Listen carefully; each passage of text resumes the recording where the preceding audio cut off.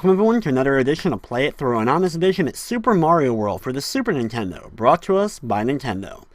After the huge success of Super Mario Bros. 3, Nintendo created their brand new console, and with it they wanted a great new Mario title, and they delivered. Super Mario World ended up being not just one of the best platformers for the system, but also one of the best platformers of all time. While Super Mario Bros. 3 added a lot of new items in different areas to the game, Super Mario World condenses it a little bit but still adds many new ideas to the series, including also a new character who became a fan favorite, one that's still around in Mario today, and his own series, that of course being Yoshi. So here we go with Super Mario World for the Super Nintendo.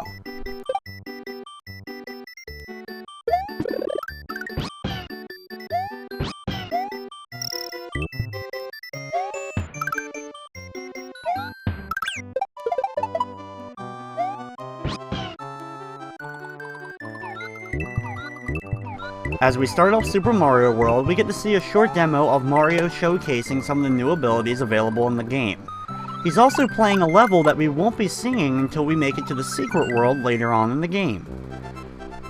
Just like the previous Mario game, you can play this 1 or 2 player, but you can't duke it out in any kind of mini-games against one another this time. You just take turns playing each level.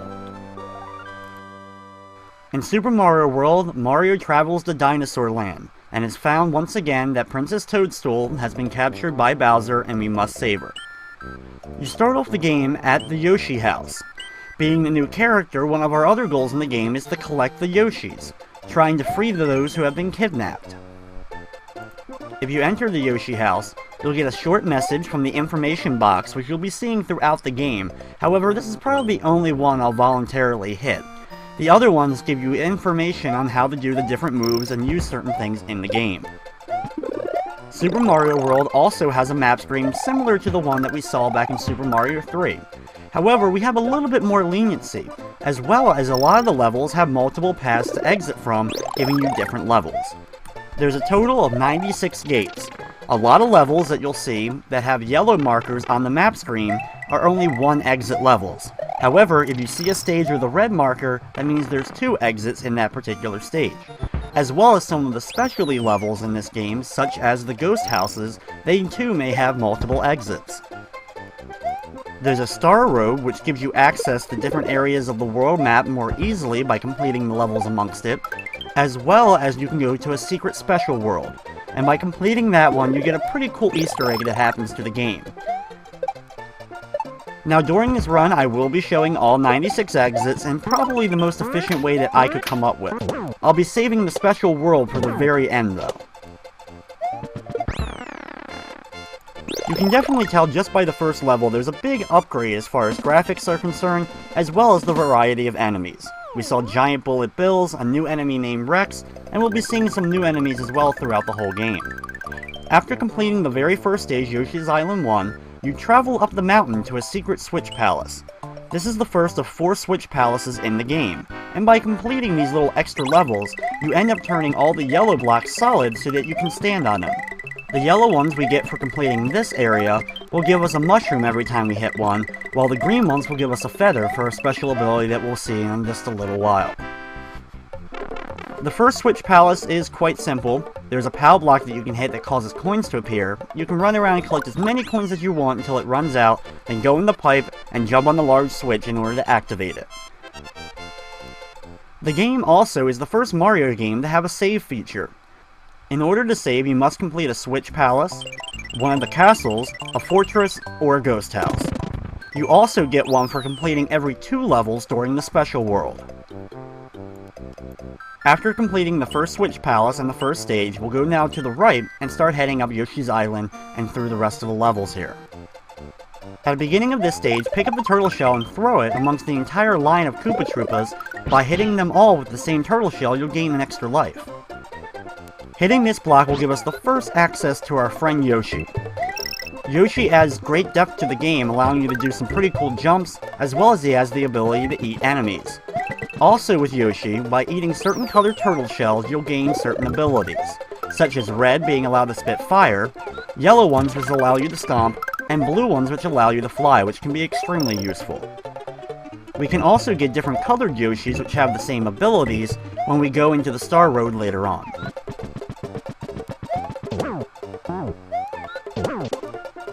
These enemies kind of replace the Boom Booms in my opinion. They take 3 hits to take out, and you'll be seeing a lot of them throughout the game, with many different cool abilities.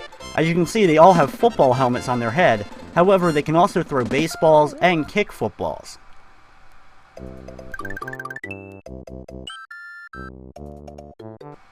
Returning to Mario is the Firefly, which we can see that we accessed earlier on.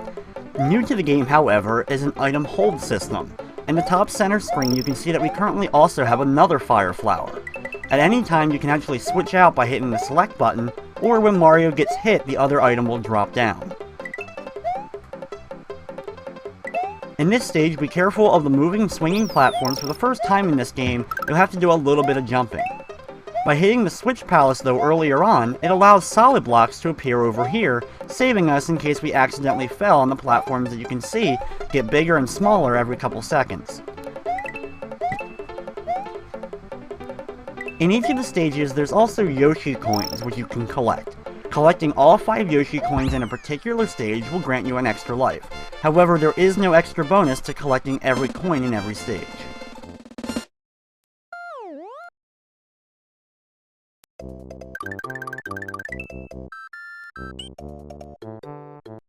Thankfully, throughout the whole first island of Yoshi's Island, you don't have to worry about any of the levels having multiple exits.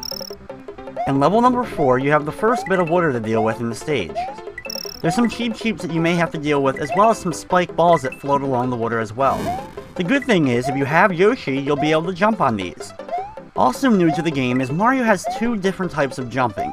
His normal jump, which works pretty much like you would expect it to, and then a spinning jump, which if Mario is big will allow you to actually bounce off of certain spike things, as well as it'll also break through certain types of blocks. Once you're able to build your gate up enough at the end of each level, if you go over 100, you'll have a bonus game. In this bonus game, you'll have all these rotating blocks and a certain symbol in the middle. Your goal is to try to make as many lines as you possibly can out of the symbols. So if you're able to get all 9 lines, you get a lot of extra lives. The thing about it is, it's actually pretty easy to get all the symbols you want in particular. As you can see, I just jumped up at the same spot each time and was able to get a Fire Flower. I may show one more of those throughout the game. After completing level 4, we're on to the first castle of the game, Eggie's Castle. Just like Mario 3, we're going to have to battle each of the Koopalings one by one by defeating their castle first, in order to actually get our way eventually to Bowser. In this stage, for the first time, you see the netting. Netting is actually 2-sided, and by hitting panels, you'll be able to flip to the opposite side. Mario has the ability to punch while moving around on this netting, and that allows him to hit Koopa Troopas right next to him, as well as ones behind the netting. As you can see, there's a large square that you can actually jump on, press your punch button, and it'll actually flip around, taking you to the backside, allowing you to travel that way and deal with the other Koopa Troopas easier. Also be sure to run through the smaller gates in each of the levels. This allows you to start back at that point if you lose a life while trying to complete one of the stages. The next area of the castle is a scrolling area, with these large pounders that are going to come down from the ceiling after a few seconds. Be sure to be on the opposite end of them, either on the left or right side, so you can avoid getting squashed. Also be careful of the couple of pits that are located during this area as well. When you make it to the big red door, it's time to battle Eggie. Eggie is rather simple. He's on a platform that goes left and right, like a scale. Your goal is, when he's on the one side that's closest to the lava, to either jump on him or fire fireballs at him to knock him off the side and defeat him. Once you do, you get to see the destruction of Eggie's castle.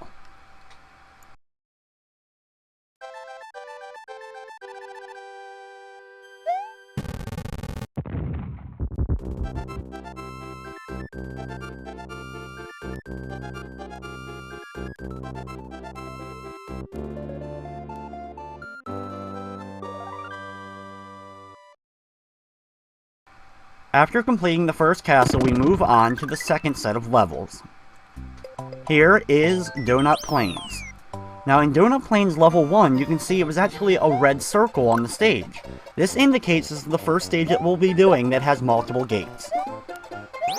Also cool and added to this stage is the first time you can get the feather, which gives Mario a cape, allowing him to fly. While this can actually be used to fly over levels very easily, I won't be using it for that purpose during this run.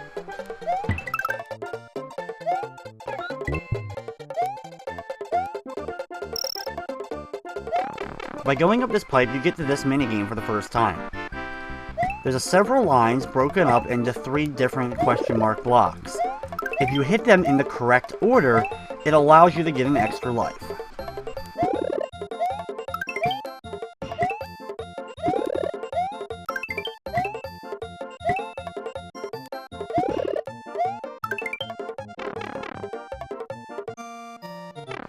After we get out of the pipe, watch out for the flying Koopa Troopas as well as the volcano lotus. Thankfully, Yoshi can eat the lotus, so that'll stop you from having to try to jump over it when it spits fire out. When we get over here, fly up here using Yoshi and your cape, and you'll be able to get to the first secret exit of the game. This draws a new path to the water. For the most part throughout the game, I'm going to complete each level as many times as necessary to get all the gates first before moving on to the next stage. There'll probably be a couple exceptions, maybe like a Switch Palace, but for the most part it'll be done like that. However, during the second run through, I'm just pretty much going to run through the stage rather quickly, using different paths or maybe just flying over it since you've pretty much already seen the level at this point. When you get to the end, instead of going up to the key, instead run through the gate and you complete the second exit for this stage.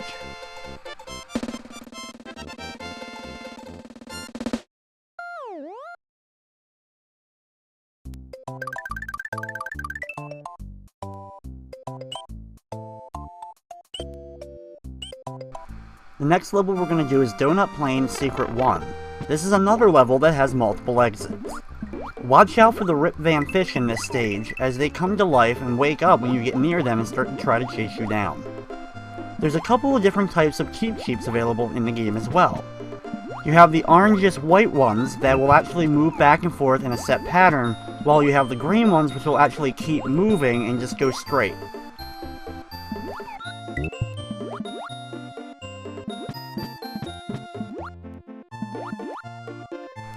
If just Mario or Yoshi, be sure to grab the Pow Block here.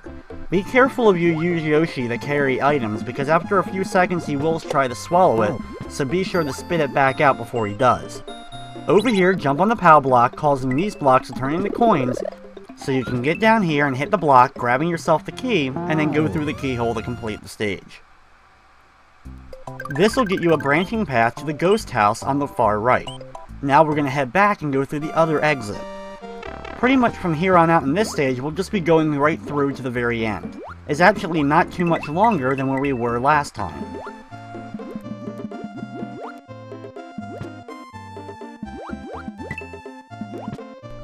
When you're underwater, especially on Yoshi, it can be a little bit difficult at times to get through some of the passageways with the other fish. At least with Yoshi though, if you're on top of a fish, you can't get hit from the bottom, since Yoshi bounces off of them.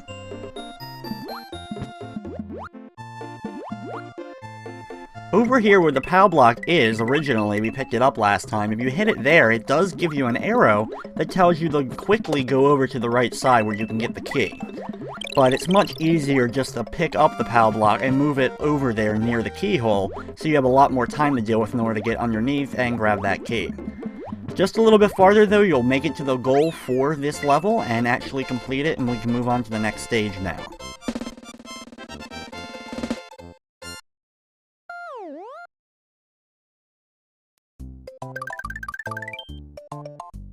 Instead of going to the normal ghost house for Donut Plains, we're going to instead go to the secret ghost house first. You'll notice that if you're on a Yoshi, Yoshi can't enter either the castles, fortresses, or the ghost house. The ghost house, as you can be expecting, is filled with ghosts, and you'll have to do your best to try to avoid boos of all different types, including giant boos, boos that go around in circles, boos that move in patterns, and other boos, such as ones called Eries, which are a little bit different looking than the regular boo. This ghost house also has 2 exits to it, just like some of the other levels.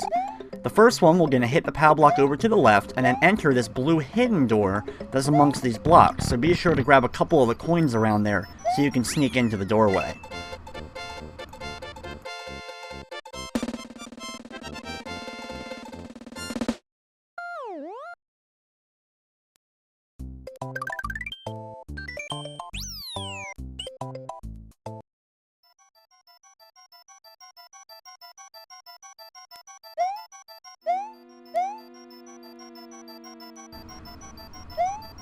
You can see that the little Eerie that's moving straight across the bottom there, I always thought for some reason that the Eries were either the ghost of the dinosaurs or even the ghost of a baby Yoshi. But that could just be me trying to speculate. When you get inside this ghost house once again and get back to this area, instead of hitting the Pow Block, you want to grab it, but you gotta make sure that you have a cape.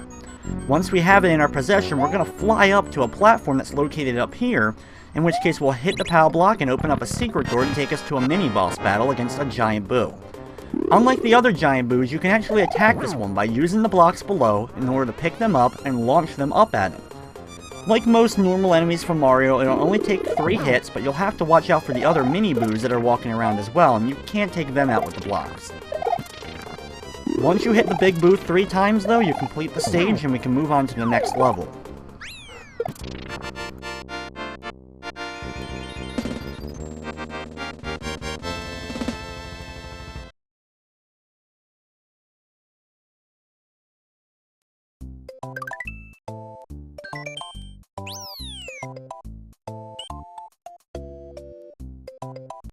The next stage we're going to is located in a pipe that's actually on a mountain in the final world of the game, which you can see Bowser's castle below before entering the level.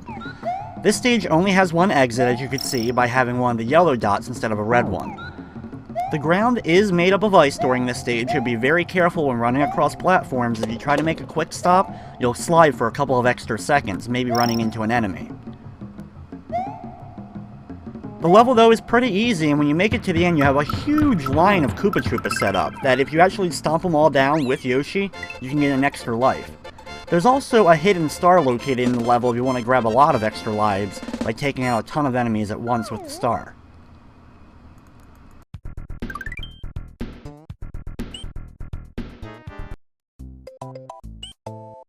Instead of doing the next level that takes us out of the pipe, we're going to instead go back around to Donut Plains 2, the second level of Donut Plains.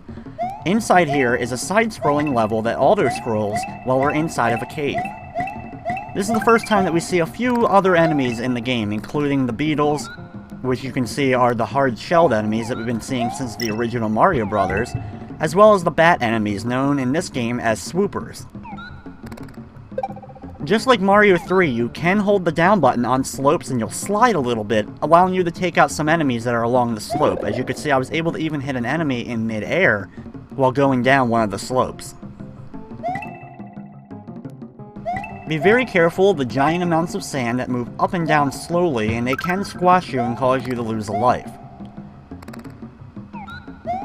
As you can probably already tell from the red dot, this does have 2 exits to it.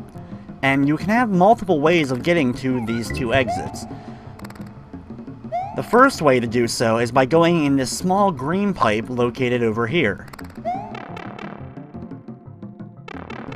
Jump over the small gap and watch out for the charging Chuck who's going to try to punt a football at you. Over here, if you have a Yoshi, grab the blue shell and you can fly up here. You could also try to use the shell in order to hit the block near the top that causes a beanstalk to appear, or you can fly up with your cape. Either way, whenever you get into the exit, whatever way you choose, you can then go to the next Switch Palace, which is the green one. This one has a little bit weird, and you just run across the top if you like, and then run into the pipe and complete it very easily. You don't even have to deal with any of the Koopa Troopas that are located below the platform. By completing the Switch Palace, we can of course save our game, as well as we turned all the green blocks solid. Now remember that anytime you hit one of these green blocks though, you can actually get a feather from it, giving you the capability.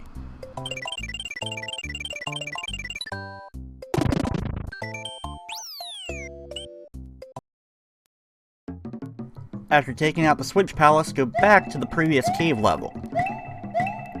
You have 2 choices here though in order to get the other gate. You can either go through the green pipe like we did before and just run all the way to the end of that area and there's another pipe taking you right to the gate, or you can just continue slowly going over to the right just as the level makes its way through, and you'll get to another pipe which will take you to that gate. Either way, it completes the same goal, so it doesn't count as 3 gates in this level. Thankfully, no level in the game has 3, they only have 2, even though a few of them do have a couple of little extra ways in order to make it through the gates, but it still counts as only 2 gates total.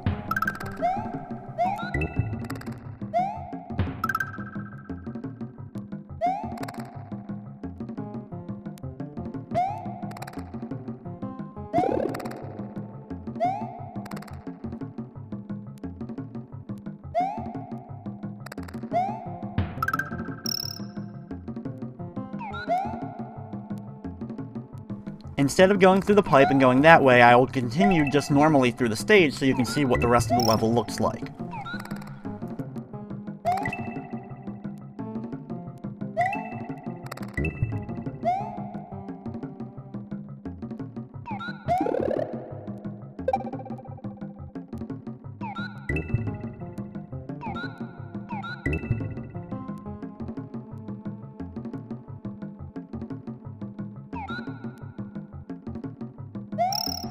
When you jump up to this giant block of sand, be sure to get off of it immediately because it will rise up to the ceiling before the screen scrolls far enough for you to get safely to the other side.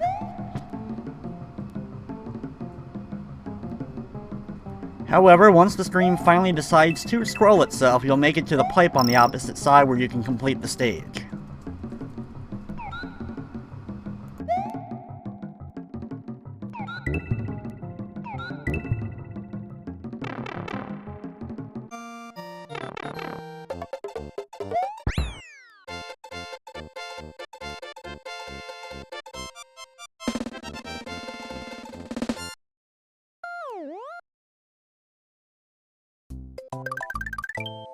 Next up, we're going to be doing the Donut Ghost House, the official ghost house for Donut Plains. This one has 2 exits as well, and one of them takes you to the very secret location. You must enter here with a cape in order to access it. Start off by running over to the right, and then immediately run back to the left and fly up at the very edge of the screen. This will allow you to get to a platform above and take you right to the exit for the secret level. When you drop off the end though, there is 4 different blocks you can hit to get some extra lives if you want to. I do like the added effect, it's kind of like ghost mushrooms, even though they give you a 1-up since you can tell they're a little bit faded.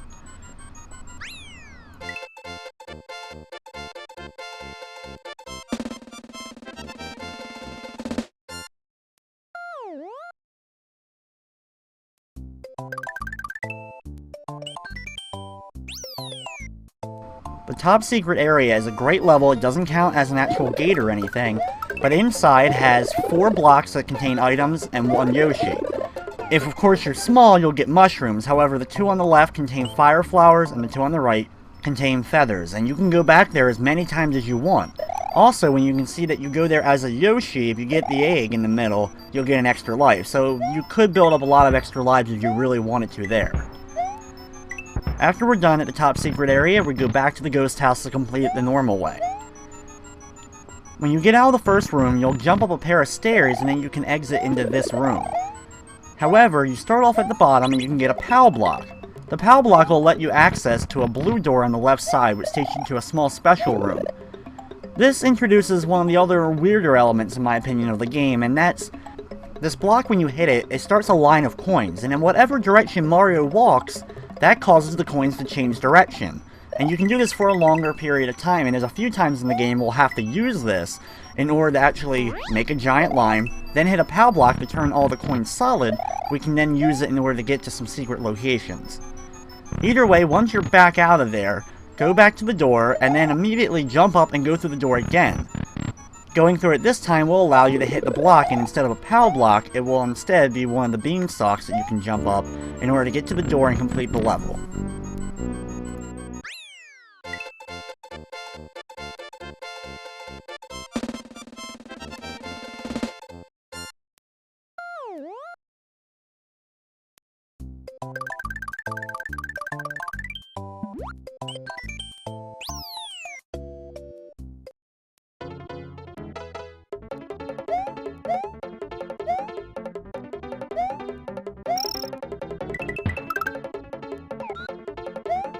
In the next level, watch out for a lot of the Koopa Troopers that are going to try to get in your way as you make your way through.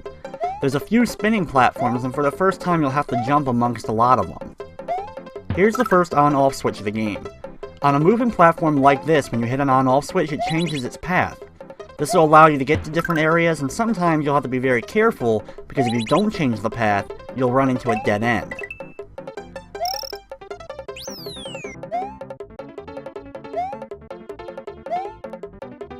The fuzzy enemies aren't too much of a threat to us if you have a Yoshi, because you can actually just jump on their head. Ride this moving platform and go down the pipe for a little extra bonus game where you have to choose the right pattern again in order to get extra lives. However, since we did it before, I'm just going to run through it real quick. Once outside, be careful of the fuzz, and then jump on the moving platform once again to complete the level.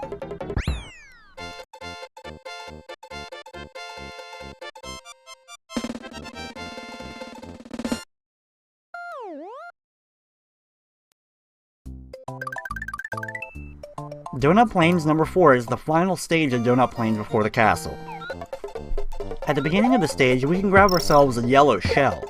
Now every time Yoshi stomps down with the yellow shell in his mouth, it causes a little bit of an earthquake to happen, taking out enemies that are nearby. Here's one of the fabulous flying Hammer Brother enemies. Now these enemies you'll be seeing for a while in the game, and what you'll have to do is take them out by hitting their platform that's below them, and that way you'll be able to jump on their platform and continue on in the level, usually allowing you to get to higher up places that you normally couldn't get to without having one of the capes. Over here, watch out for the Goomba enemies, and then you'll have this block that changes what item you'll get depending upon when you hit it. Usually I like to get the star out of it, and then run through a whole group of enemies. The more enemies you hit, the more chance that you get of getting a lot of points, and then eventually getting extra lives instead. As you can see, you can rack up a good amount of lives if you're able to get a star in that level.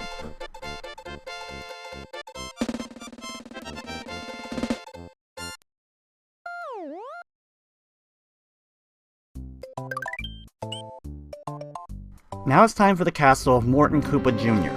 Just like the ghost houses, we won't be able to take Yoshi inside.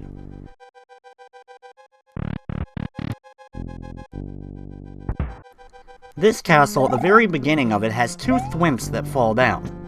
Watch out for them, and then if you're lucky, you can get Mario to fly above, and you'll get to another little secret area that if you go inside the pipe, will take a big shortcut in the stage, also allowing you to get one of those halfway point goals.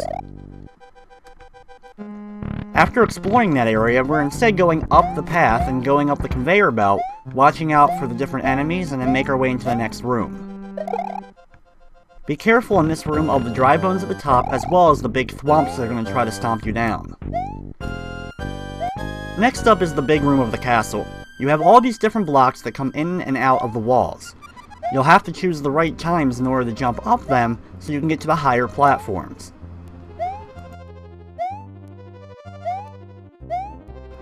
This is just one of those areas of the game where you really can't rush it too much, and you'll just have to sit there and wait a few seconds in order for the right path to open up for you. Over here, you can use the spring in order to jump up to the next area. If you want some extra coins, you could jump up into the area next to you, but it really isn't too necessary.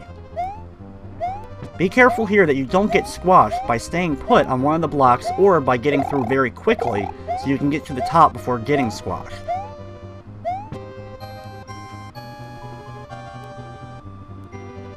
Up here, wait a few seconds for the spikes to retract and then jump up. Thankfully, by getting one of those green blocks earlier from the Green Switch Palace, it'll stop us from having to worry about one of the spikes at least. Enter the big red door and it's time for the battle against Morton Koopa Jr. He's a really easy boss battle. All he'll do is he'll walk in a straight line and climb the walls, and when he gets to the top of it, he'll then drop down and try to stomp you. If you're on the ground with him, it will freeze you for a quick second, and then he'll continue walking. Just jump on his head 3 times and you can sit back and enjoy the destruction of his castle.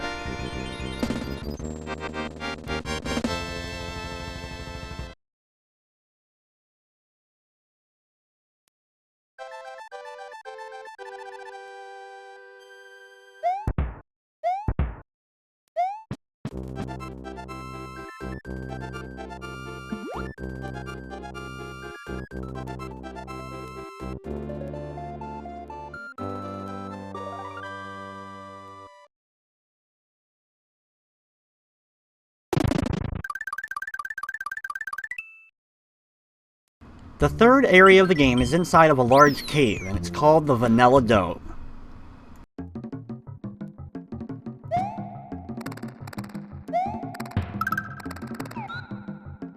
If you have Yoshi, this area will be really easy. Start off by immediately eating the beetles on the bottom floor of this area, then climb up and grab yourself the blue shell. You'll have to quickly run over here though before the blue shell ends up getting eaten by Yoshi, and you can then fly up here and grab yourself the key to get to the hidden exit of the first stage.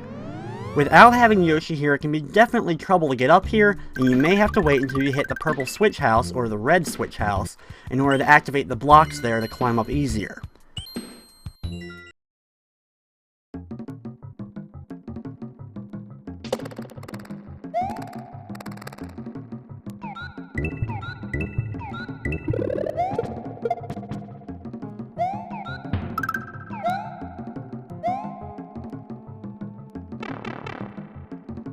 In the second area of this stage, hit the first question mark block and a star will appear. Be sure to grab it and then run all the way across the giant block of sand as it falls down into the lava. You can easily defeat all the enemies with the star, and if you're able to do so, you'll grant yourself an extra life there. In the next area, there's a couple of different platforms with spinies walking across them. You'll have to go underneath them while the spinies are above so you don't end up running into them. Thankfully though, if you have a Yoshi, Yoshi can eat the spinies, and that'll definitely help you out a little bit.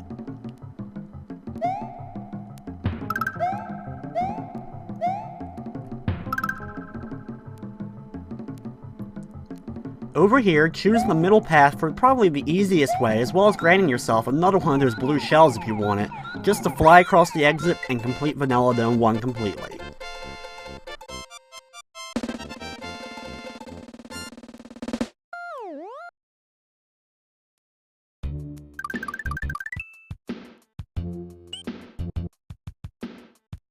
Instead of going and completing the rest of Vanilla Dome at this point, we're going to instead go to the secret areas.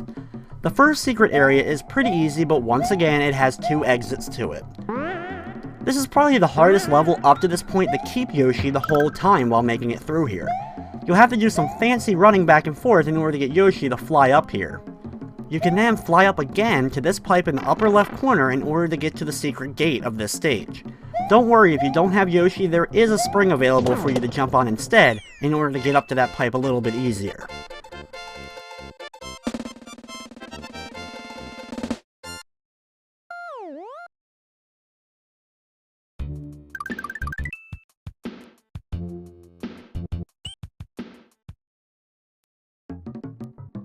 Once you complete the stage that way, go back to it, and now we're going to actually go to the real exit of the level.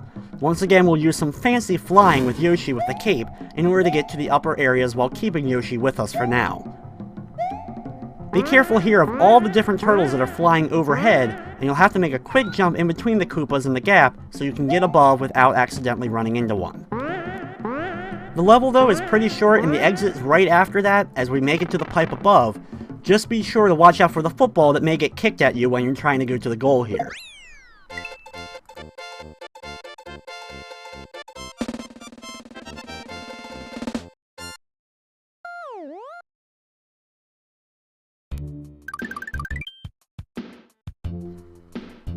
By completing the stage, we not only unlock another part of the Star Road, but we also unlock the next area of Vanilla Secret, which is Vanilla Secret 2. This level is filled with Koopas that are all going to be bouncing with their wings, and they can bounce either really high in the air or really short. So you'll have to time your runs correctly so you don't accidentally run into any of the Koopas while making your way through this area.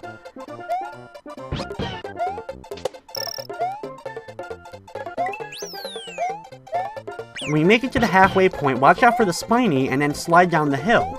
You'll then see some bombs start parachuting from above. But as long as you're running relatively quickly, you'll have no problem avoiding these bombs. Over here, find the secret silver Pow Block and then hit it, turning all the enemies below you into coins. Doing so will also get you a couple of extra lives.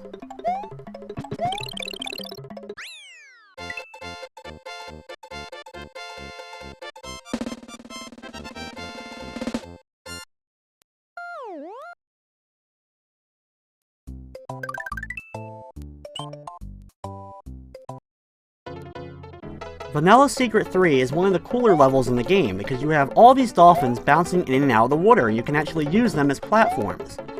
While Yoshi can't eat them in the North American version, interestingly enough he can eat them in the Japanese version of the game. While moving across all these dolphins though, you will run into one little angry fish. Be careful though to avoid this fish altogether or just bounce on him using Yoshi's feet and you should be able to get past this level rather easily. When you make it to the arrows though, you can then ride on the dolphins to the end collecting some coins until you make it to the pipe.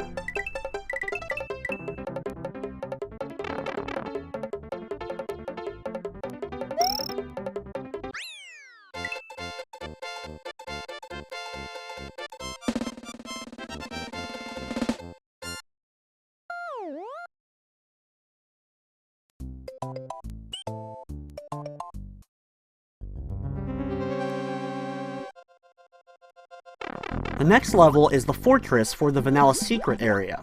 Now this is the first fortress that we're actually completing in this game, and it's an underwater fortress of all things. Here you'll be introduced to a new enemy. You have these dry bone fish enemies to deal with. Thankfully though, they don't break apart and reform, but they can get quite in your way at times and you'll have to swim underneath of them or wait for them to go overhead. Be careful of the spikes above. The ones that are brown color will actually fall when you get close to them. Thankfully, the enemies below you, though, you can just avoid altogether by swimming above them.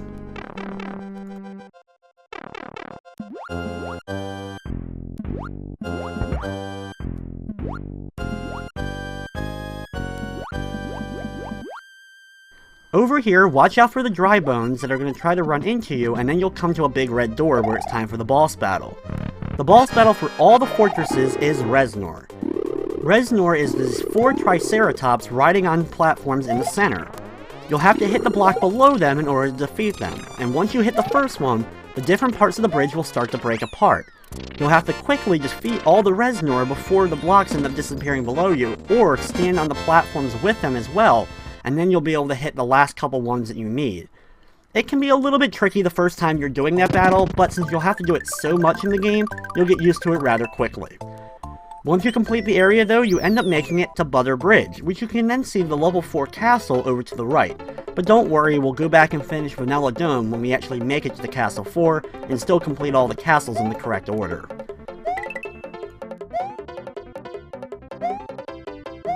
Butter Bridge 1 is one of the harder levels in the game because you have all these different mushrooms that when you jump on one, it causes another one near it to start going upwards. You'll have to time your jumps correctly so you can get certain ones to rise or certain ones to fall just when you want to in order to get over certain different pits. You'll also have to use your bouncing skills a little bit to bounce on some Koopa Troopas in order to get over some gaps as well, including right here where if you don't have the red switch palace hit yet, you'll have to bounce along the Koopas in order to get over to this bridge. Oh.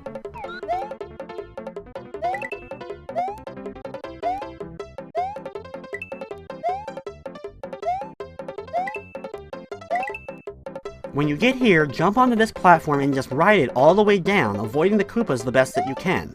You may have to jump once, or just let it fall all the way down, you'll be able to run into the Koopa above without actually hitting him. Over here, you'll have to break open some blocks and get them to start spinning so you can jump through them to get above. Just be sure, of course, not to do your spinning jump, or else you may cause the blocks to break, in which case you may accidentally fall into the pit below.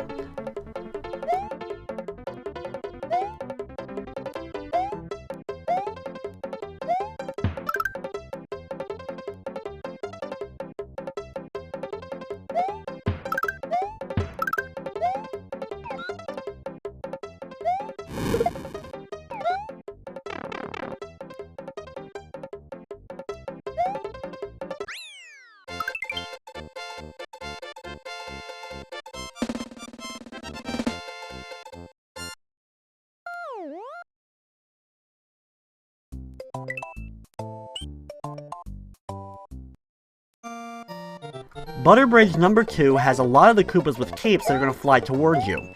Thankfully, a few are flashing, so if you need to get a cape back, you can end up being one of them in order to get a feather to replenish your capability.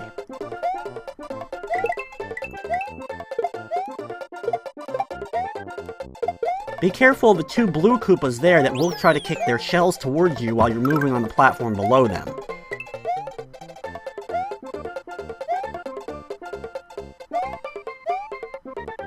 There are a lot of the flying Koopas here, so sometimes you may want to stand still for a second or two and wait for the Koopas to fly over you or come towards you so you can beat them before actually trying to jump in between some of them.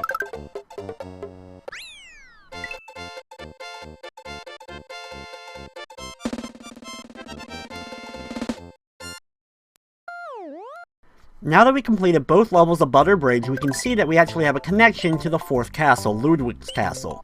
But like I said, we're going to instead now head back to Vanilla Dome and complete the rest of that level before beating Ludwick's castle. So work your way down and now go to Vanilla Dome number 2, which is once again another one of those levels with 2 exits. This is the first level where you actually can't keep your Yoshi in order to complete the stage.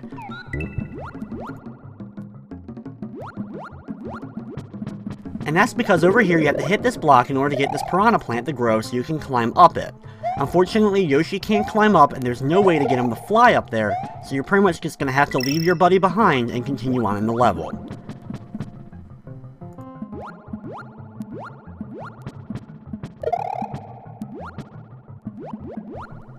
Over here, jump up and then jump to the far left platform instead of continuing to the right. You'll find a Pow Block.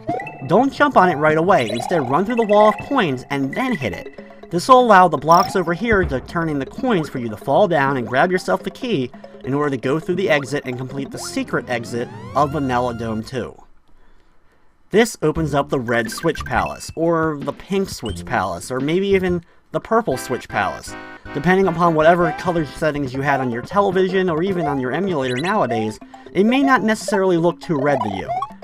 Either way, inside you have a multicolored shell that will start rolling through defeating all the Koopas along the way. Hit the Pow Block and then jump across the coins that are turned into blocks to get over to the exit, and then hit the giant Switch Palace at the end in order to turn all the bricks solid, so you now have 3 of the 4 Switch Palaces hit. Unfortunately though, the red ones don't give you any special items when you hit them.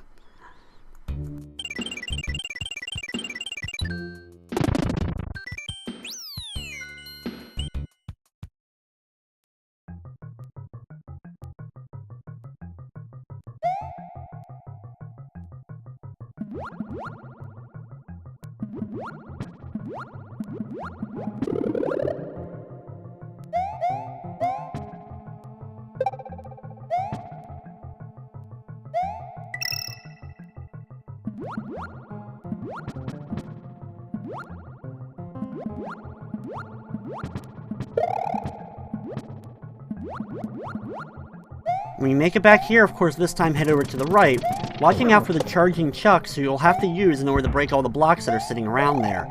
Or if you have a cape, you can use that in order to hit the blocks so you can get by. Over here you can wait to grab whatever item you want, or like I do, grab yourself a star and then just run through the next sets of enemies. There is a good amount of enemies here, so you can get yourself an extra life or 2 if you defeat enough of them. Once you're done that area, just watch out for the last 2 enemies as you can jump through the goal to complete the stage and move on to the Ghost House of Vanilla Dome.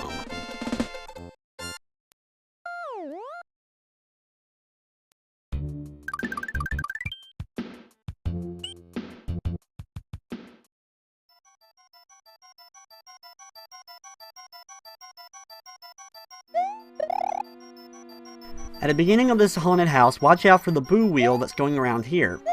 You can get yourself another one of the fire flowers if you want to, and you'll find out that most of the haunted houses end up having fire flowers instead of actually giving you feathers. Be careful of a couple of the big Boos that are going to try to grab you in the area, but if you stay above them and jump quickly between the platforms, you shouldn't have to get down to their level.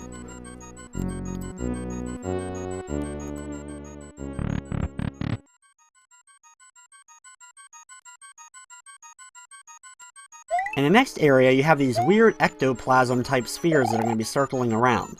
The good thing about them, though, is you can actually do your spin jump and actually jump on top of them, just like you would on Spikes or with Yoshi. Over here, grab the Pow Block and get rid of the coins, and then hit the Pow Block in order to enter it to get to the true exit of this haunted mansion.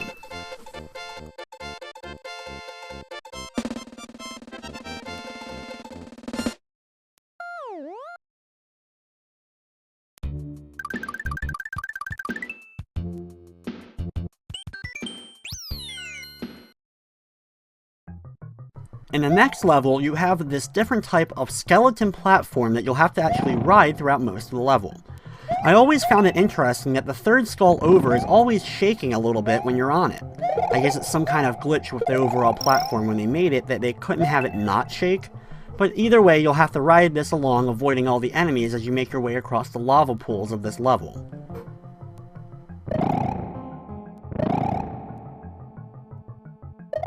You'll have to do some jumps up in the air a couple of times when the fire dragon tries to jump out of the lava and tries to eat Mario.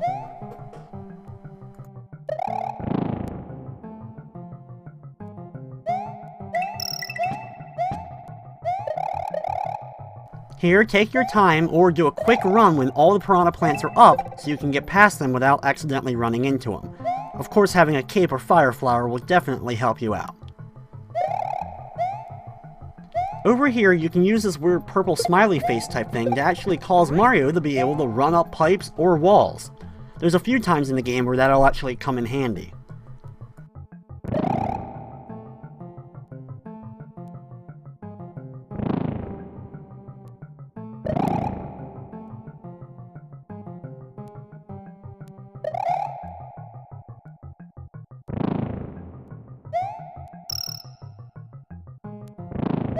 Over here, be very careful of all the spike enemies as they're going to be on the top and bottom or along the pipes. Thankfully, with your cape, you can actually spin and knock them off the platform so you don't have to deal with them. After a couple of pits and some beetles, you'll get to another one of the moving platforms over the lava. Jump on it, then immediately jump up to the platform with all the pipes, and then wait for it at the end for it to come near you so you can jump on it, and then ride it across for the last bit of lava till you get to the gate.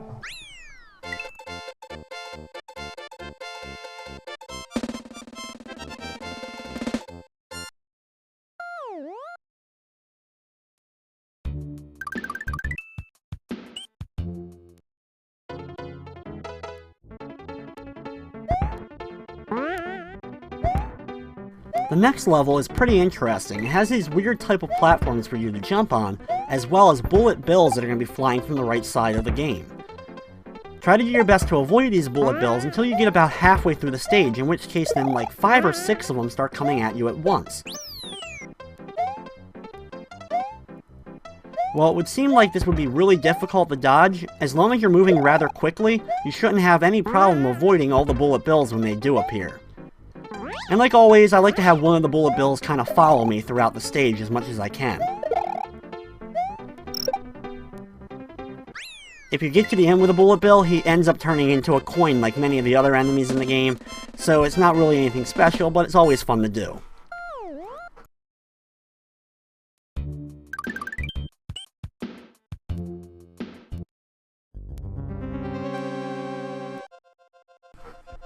Next up is Lemmy's castle, and at the beginning of the stage you'll have these platforms that you'll either have to do a spin jump in order to break through them, or wait for the magic Koopa to appear in order to use his magic spell to break the blocks.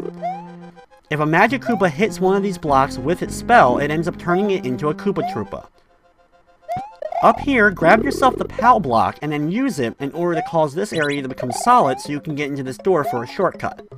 But since I'm trying to show as much of the levels as possible, I'll just ignore it, but I want to show you how to get up there. Do your best during the area to avoid the Magic Koopa until you're able to get up here. Unfortunately, I don't think you can actually defeat the Magic Koopa with your spinning cape. Instead, you would either have to jump on him in order to beat him, or I think you can defeat him with your Fire Flower.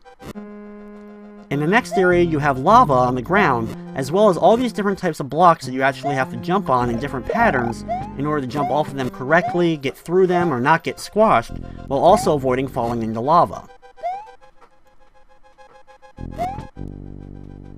Over here, you'll have to wait a few seconds on this platform in order for the lava to raise, but be sure not to stay on too long or you'll end up getting squashed.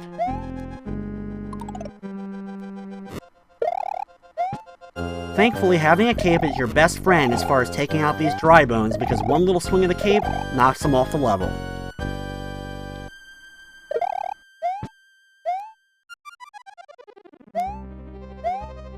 Over here, you can hit this block in order to get yourself a feather before entering the battle against Lemmy. For Lemmy's battle, there's a fire moving back and forth that's a little bit hard to dodge, but then you'll have 3 different things come out of the pipes, 1 being Lemmy and 2 being dummies. All you have to do is jump on the real Lemmy 3 times in order to beat him. Once you do so, you can watch the destruction of Lemmy's castle, and we move on to the next world.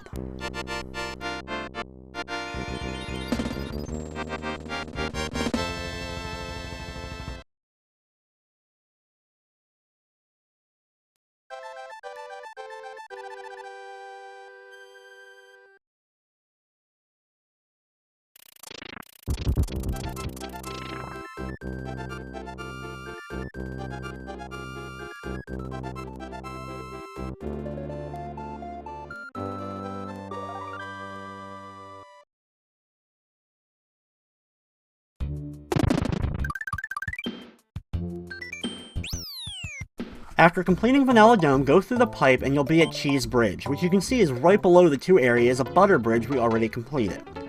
The first level here of Cheese Bridge actually has 2 exits like many of the other levels.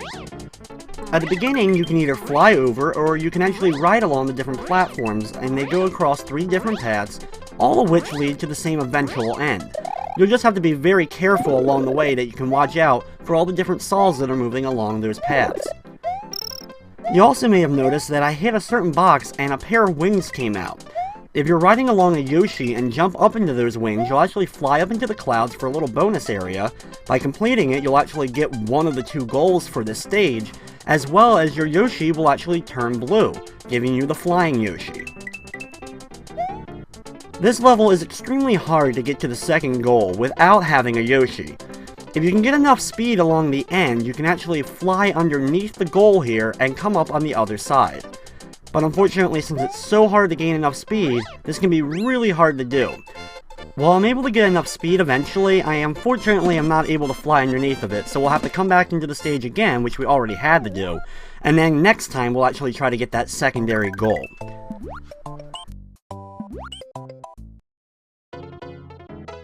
Not only does the Yoshi help out as far as getting to that second exit, but you can also use them on the moving platforms to jump on the saws. Just like most of the spikes throughout the game, Yoshi can actually stand on them, and in the case of the spikes, he'll actually bounce off of them as if he was jumping on something.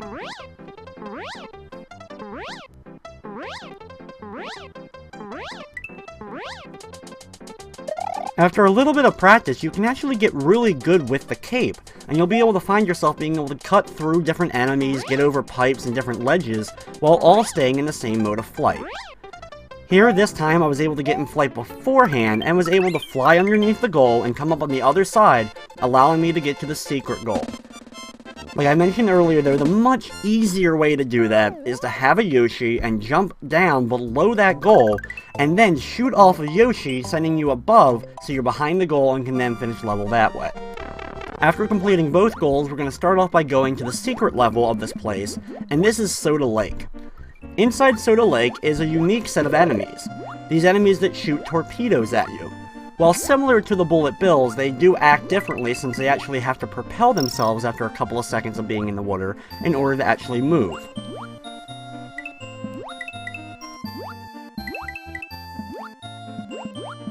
For the most part, just try to do your best to swim in and out of both the torpedoes as well as the many different fish that are going to be coming towards you during this stage. A great way to do so is either to swim all the way up to the top of the screen or swim low enough so you're below all the missiles. Just be very careful that you don't swim too far down, or of course you'll end up losing a life.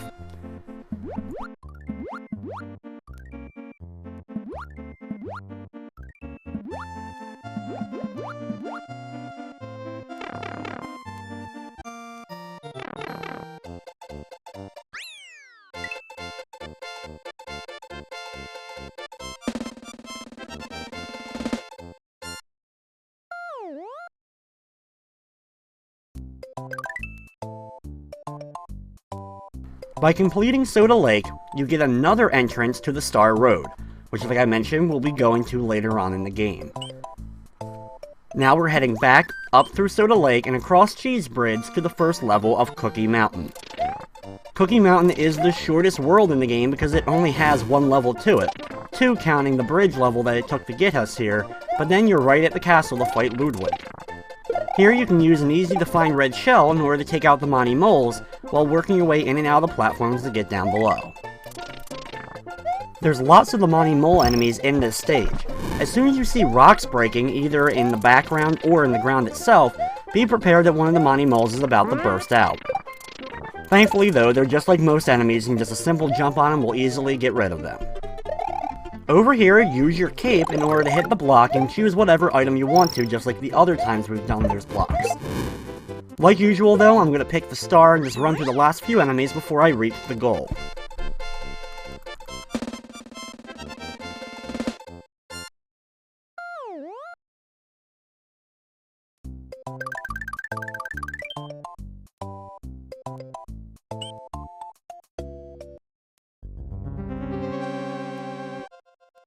At the beginning of Ludwick's castle, be very careful and take out the enemies along the way by using your cape. You can actually jump on these enemies and they'll break apart along the ground, but after a few seconds they'll come back. Since the area is a little bit of a tight fit, you'll have to do your best to avoid a lot of the spike balls. If you would like a shortcut, jump through that rock at the very end as you see I did, and go up the set of rocks to the right. This will lead you to a shortcut which will help you skip a little bit of the level. Since I'm showing as much of the levels as I can, I'll instead once again choose not to use that shortcut. In the next room, you'll have to hit the block in order to cause the spikes to go back into the ceiling, and then quickly run underneath all the way to the left so you can avoid getting squashed as the spikes will eventually start coming back down. The last room of Ludwick's castle has a bunch of the netting that we first saw in the first castle of the game. Climb across it and just be very careful of the Koopa Troopas moving back and forth, and then enter the big red door above. For the battle against Ludwick, watch out for the fireballs that he spits out, and jump on him after his third fireball. This will assure that you don't end up running into any of the fireballs as he spits them out. He'll then turn into a hard shell which you can't hurt, but just jump over it so you don't get hit by it, and then after a few seconds he'll stop and flip out of it. Once he lands out of the flip, you can then jump on him in order to do damage. Repeat the process 2 more times and you'll be able to defeat him and destroy his castle.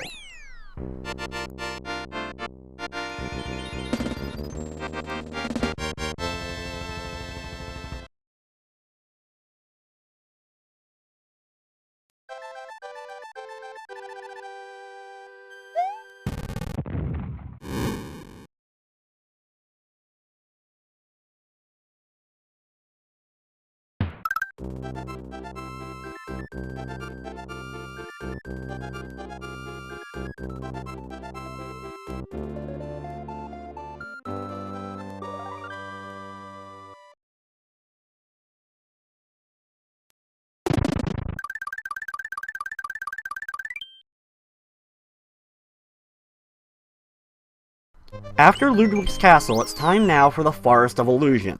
Probably one of the trickiest areas of the game as far as finding both exits in several of the levels. This is also the first level that has the Wiggler enemies. These friendly caterpillars will get pretty mad when you jump on them, and they'll then turn red.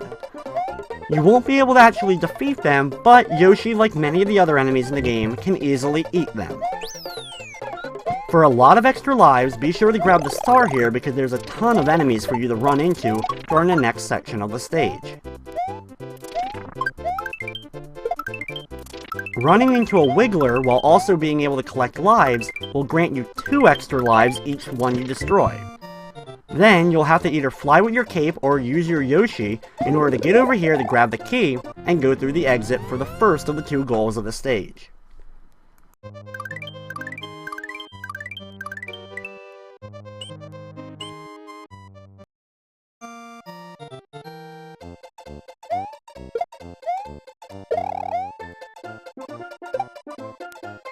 After already finding the secret goal for this level, we now just have to work our way through it, once again being sure to grab that extra star so we can get a lot of extra lives, and then go through the main goal of the level.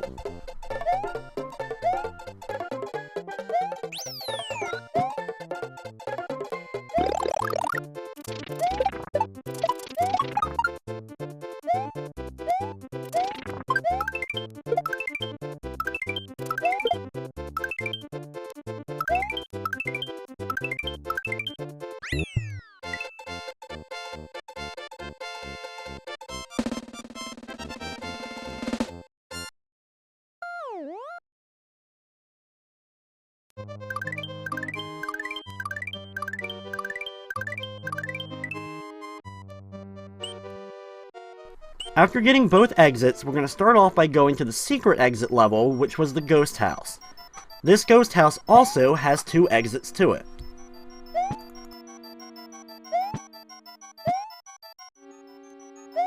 Be very careful because, like some of the other levels now, we're in a tight area. You'll have to jump over a lot of boos, including some big boos, in order to actually get through the area without taking damage.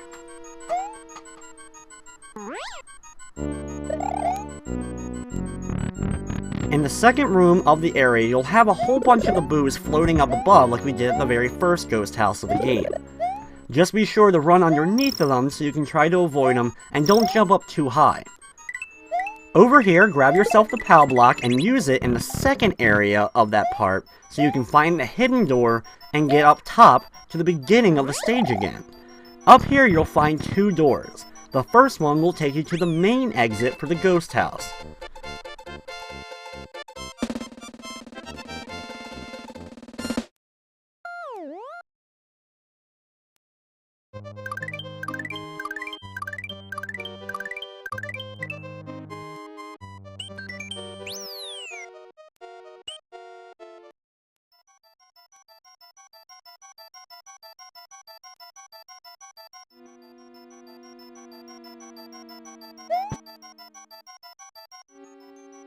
After getting back into the ghost house, be careful once again of the boos and big boos, and make your way through till you get to the first exit of the stage.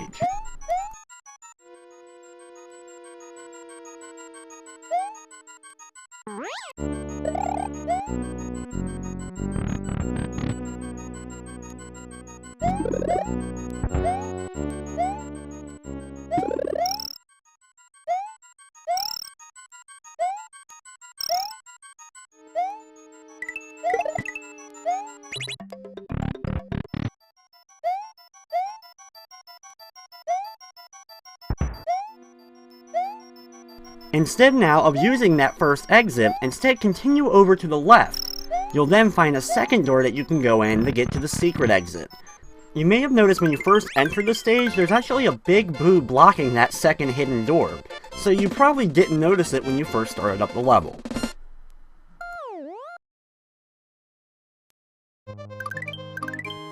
We'll now continue along the secret path of Forest of Illusion, and head to the next level, which, once again, also has 2 exits to it. At the very beginning, either grab the extra life, or just ignore it, because once you grab it, the Lakitu will start throwing enemies at you. Of course, for some added fun, you can get rid of the Lakitu and actually use his cloud to ride along the stage. Just past the halfway point, fly up or use Yoshi in order to get up to this pipe. Once inside, you'll see the key and you can easily get it, and go right through the keyhole in order to unlock the first of the 2 exits.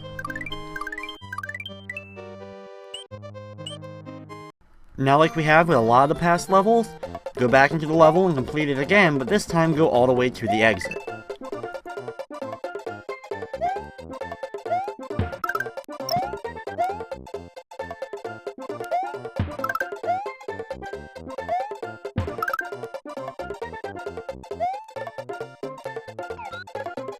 Just like our first time through the stage, watch out for the Lakitu as he's going to be trying to throw down some spikies from above. You can pick up some blocks here and you can actually use them in order to actually take out the Lakitu if you want to.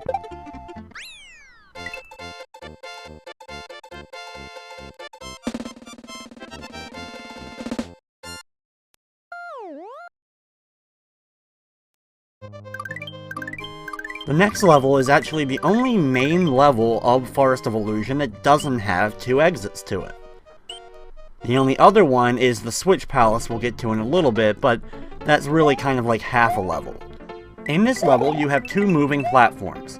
You can choose either one you want to ride, and you can switch between them as they pass each other in the middle of the stage. It's really kind of just a simple level. Watch out for a few of the Koopa Troopas as they fly by, and be sure to grab yourself some items along the way.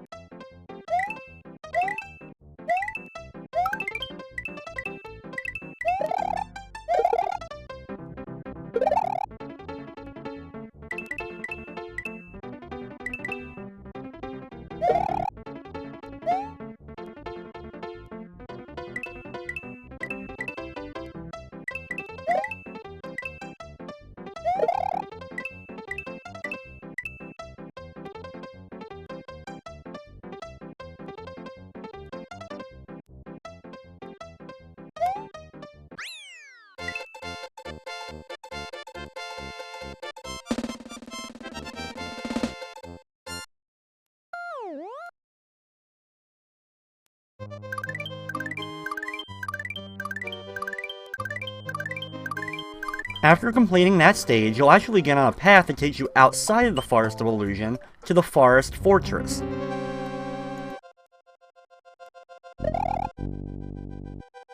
This is definitely one of the toughest fortresses so far in the game.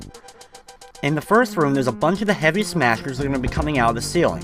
Be sure to get into a nice gap, or just try to avoid them on the far left or right side of them to avoid getting squashed. Also, while doing so, you'll also have to avoid a lot of the saw blades that are going to be moving along their set paths. Thankfully, like most spiked items throughout the game, if you do your spinning jump, you can bounce on top of these buzzsaws. This will at least be able to avoid some of the potential dangers from them. Watch out at the end of the area because you'll have a couple of pits that are blocked off by a couple of the colored blocks. We haven't done the blue switch palace yet, so be sure to watch out for that particular pit. In the next room, run quickly or wait for the buzzsaw to drop down from the ceiling. Then you'll have to run up the wall real quickly when the two spikes are on the opposite side of you. Over here, thankfully you can use these little small platforms to avoid dealing with any of the buzzsaws, but there are a few of the different types of lava balls coming out at you. After avoiding a few more buzzsaws, get over here and then run up to this area and you'll be able to get to the red door. Once inside, you'll have another battle against Reznor. Just jump up from below the block and take out each member of the Reznor, and you'll complete it and we can move on to the next stage. By beating this level though, you end up getting another one of the star road paths.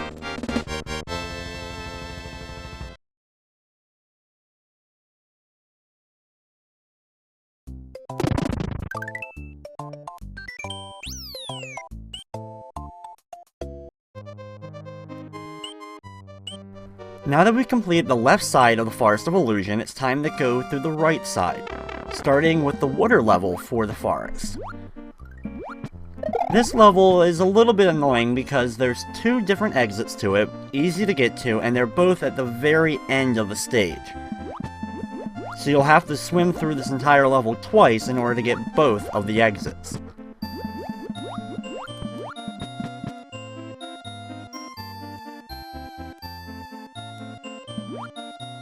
Be sure to watch out for the urchin enemies that are scattered all throughout this stage.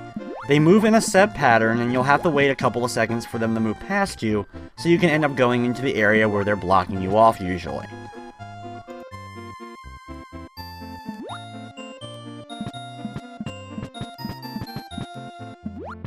Overall, while you're waiting for a lot of these urchins to move around, it can get a little bit boring.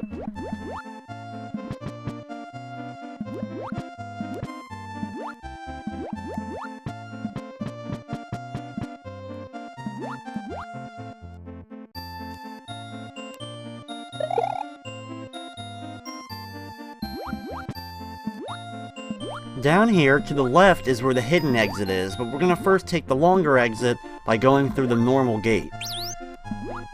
I do find it funny that you have the charging Chuck underneath the water at the very bottom there because he actually can't swim and can't move around underwater. It just makes kind of a weird sound while he's down there.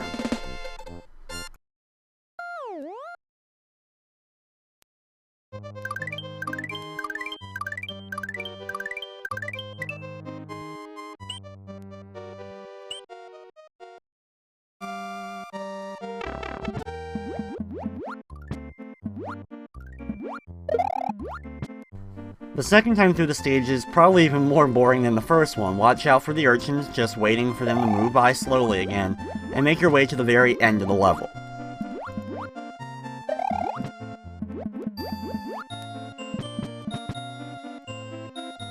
Of course, while you're waiting for some of the urchins to move around, you can listen to one of the better songs of the soundtrack during this stage.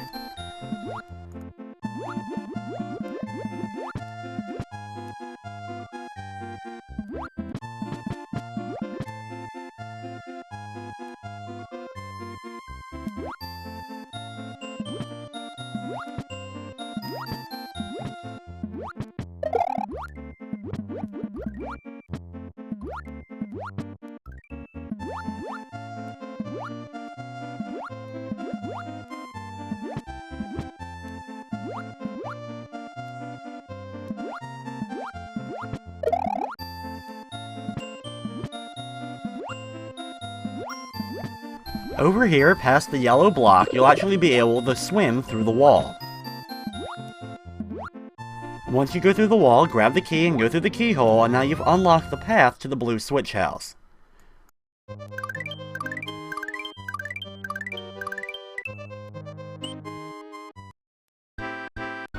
The final one of the switch palaces, you can hit the Pow Block at the very beginning, and you end up making a giant line of blocks so you can actually keep the enemies above you.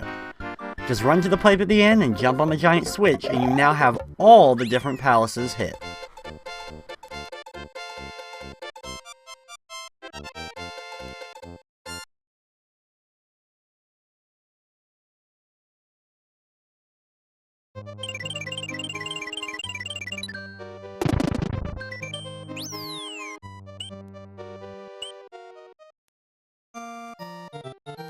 Not surprisingly, the final stage of Forest of Illusion once again has 2 exits to it.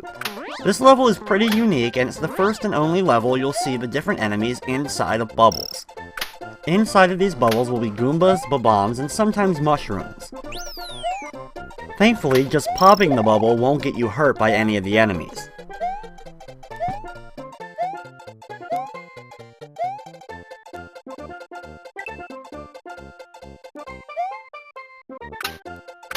Near the end of the stage, go down this large green pipe, and you'll be able to find the key.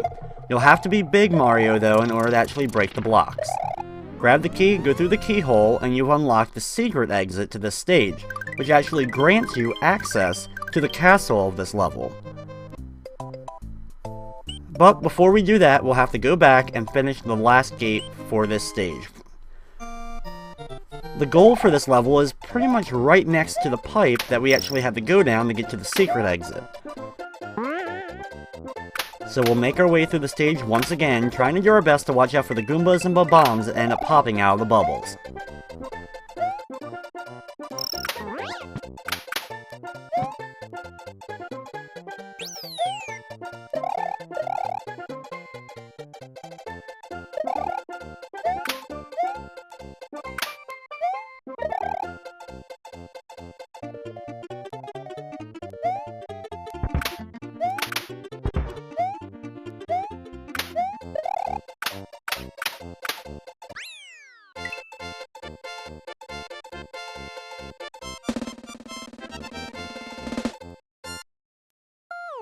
After going through the main gate, we've actually gone through all the gates of Forest of Illusion. It's time to beat the castle.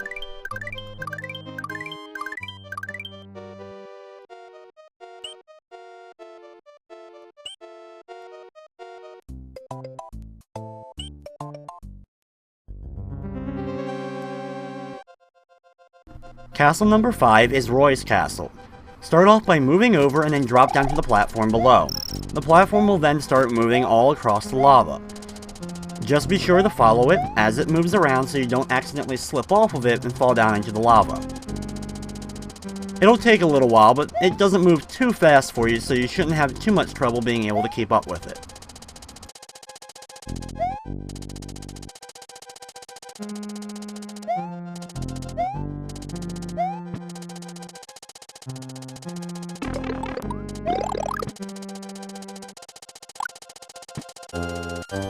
Once you get over here, you may want to jump off of it, but you'll actually have to remain on it so you can get through the next room as well. The next room has spikes on the ceiling and floor, so this one's a little bit trickier because you can't jump up high. There will be a couple of spikes that break off, as you can see they're different colors. As they fall down, just be sure to dodge them either way.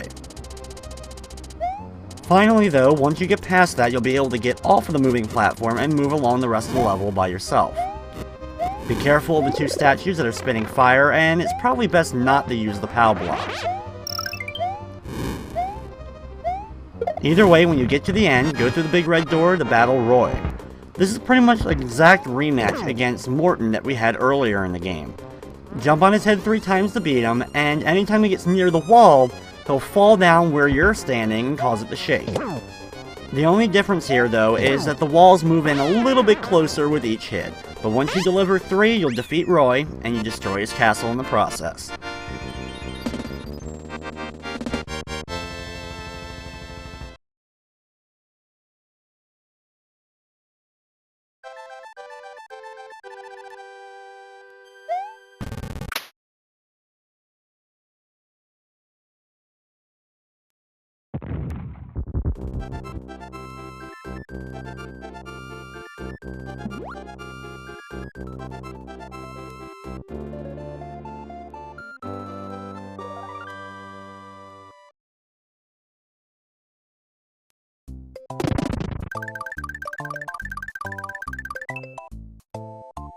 Now it's time to head to Chocolate Island, and the first stage has a couple of dinosaur enemies that we're meeting for the first time. The larger dinosaurs, when you jump on them, will actually shrink, and then you'll have to destroy another one as well. Be careful of the ones that are small though, because even though they're small, they can actually jump as well as breathe fire.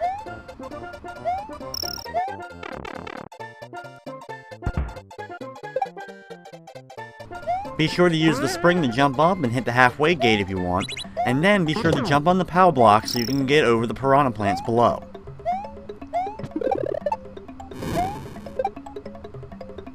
You'll have to make a relatively long jump there in order to get to the opposite side, but there you actually encounter another Yoshi for you to grab.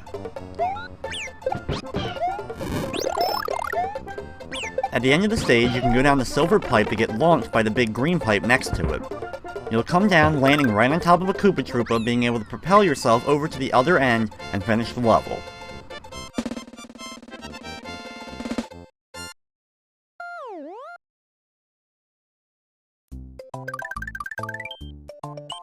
Next up is the Choco Ghost House, and this ghost house thankfully only has one exit to it.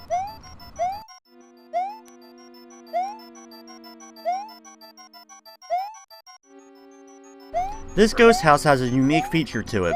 You can see in the bottom of the platforms there's actually an opening, and it moves back and forth, making the opening go with it. There's also a different type of Lakitu in this stage.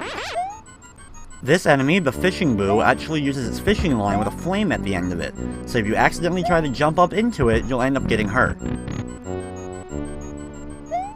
In the second part of the stage, you'll either have to use your cape, or these three Boos that actually turn into stone when you look back at them. You would have to wait for them to come over to you over here and then jump on them in order to get up here, or, like you can see like I did, use your cape to fly up. Either way, that's the actual exit for the ghost house, and you complete the stage.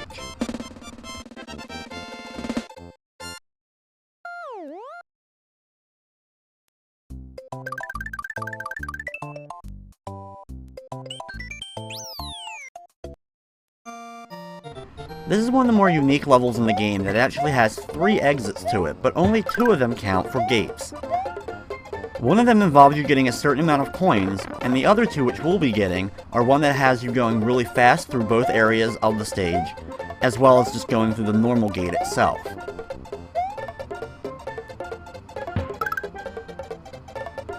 Make your way through all the slopes, jumping over all the Koopa Troopas till you get to the pipe at the end.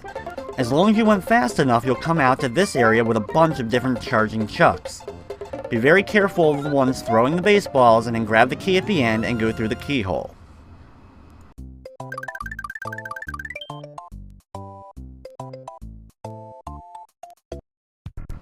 Instead of completing the second gate of the stage right this second, we're going to go to the chocolate secret level first. Be careful at the beginning of the level that you don't accidentally fall into the lava, easily floating over it if you have a cape.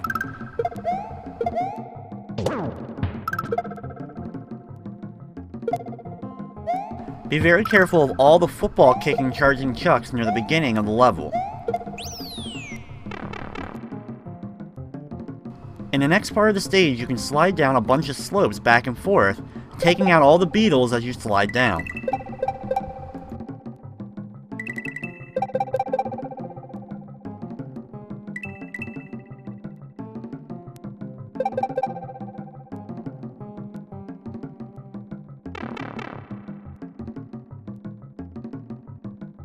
The next section has a whole bunch of the spike tops, so just use Yoshi to bounce on top of them as you're making your way through, also jumping on all the different sand piles that will slowly start to sink into the lava.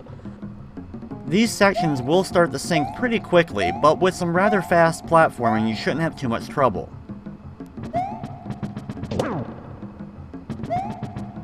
At the end of the area you'll have some more charging chucks before you get to another series of the sloping sand piles. If you're quick enough, you'll just barely be able to reach the pipe that takes you to the gate.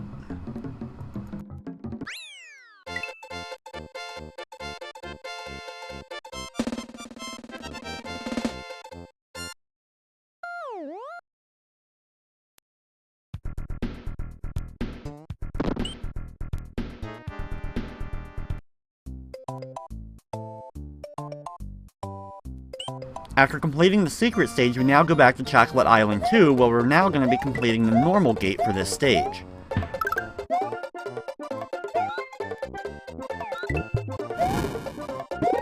Since the first time we got the secret gate by going really fast through the level, this time we can take our time and just slowly make our way, carefully jumping from platform to platform and avoiding the Koopa Troopas.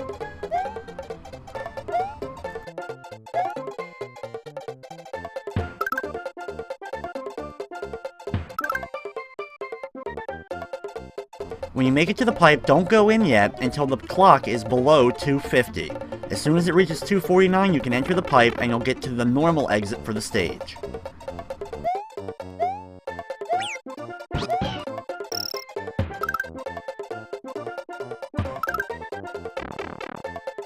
The only thing a little bit tricky is in the last section of the level, you'll have to spring over or do a running jump over, and then jump all the way up these platforms to avoid all the Rexes that are slowly marching towards you.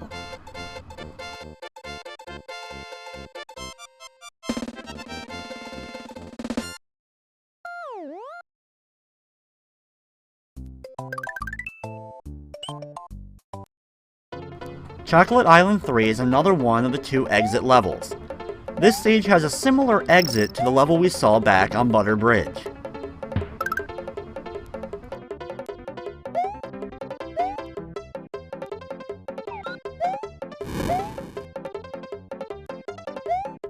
There's tons of rotating platforms and lots of Koopa Troopas here, so be careful, or you can actually use these blue Koopa Troopas to fly over a large majority of the stage.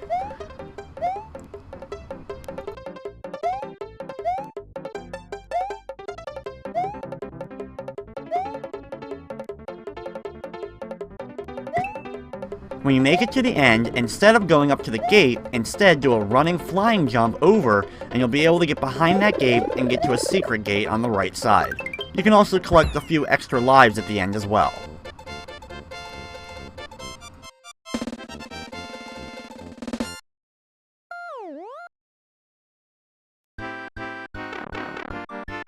During this bonus game, we have to get mushrooms.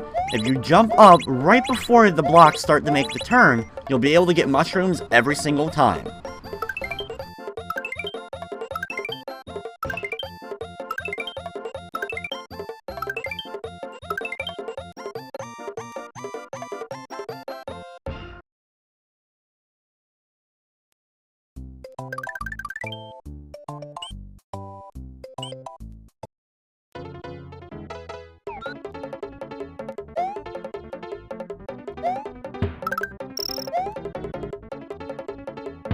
On our second time through the level, just be careful once again on all the moving platforms, as well as using those blue Koopa Troopas to your advantage.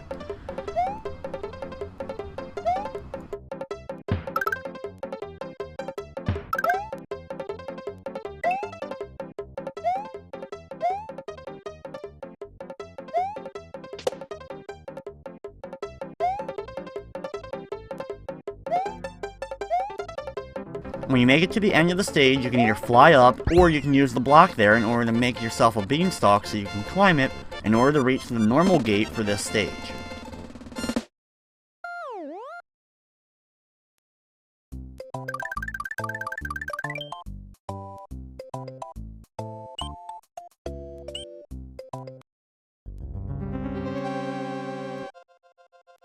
Now it's time for the Chocolate Fortress. This stage has all these different pillars coming out of the ceiling and floor, and they move in different ways, either coming straight down to try to block your path, or they'll actually have 2 of them, one coming out of the top and one out of the bottom, both moving, and you'll have to jump through the gap in between them. If that wasn't hard enough, you'll also have to deal with fireballs consistently coming from the right side of the screen.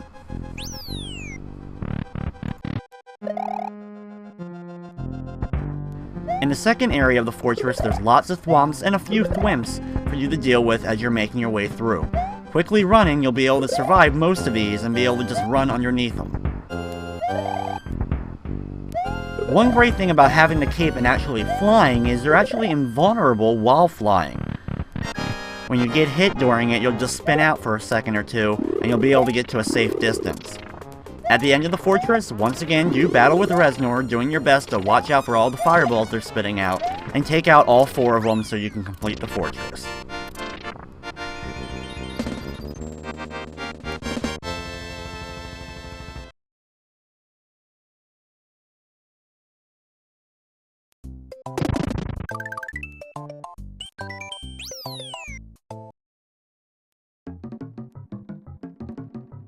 Thankfully, the next level in the Chocolate Island does not have 2 exits to it. There's a bunch of these different moving diagonal platforms with a little bit of grass and dirt that you can jump on in order to get to the upper areas of the stage and be able to find the correct paths.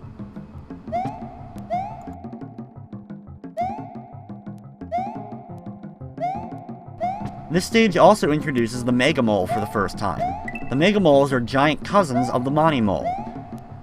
These moles really don't care about you, and they're not going to be trying to damage for the most part. They just continue to walk back and forth, walking into one another, and just going on their own merry way. You can jump on top of them and ride them, or just avoid them altogether, but you can't actually defeat them.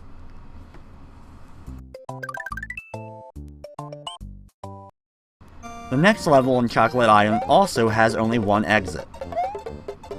The gimmick to this stage is that you have tons of different coins or solid blocks, and when you hit the Pow Block, they'll of course switch with one another. So you can choose whether or not to hit the Pow Blocks or not. Either way, you'll have to deal with a certain amount of Spinies.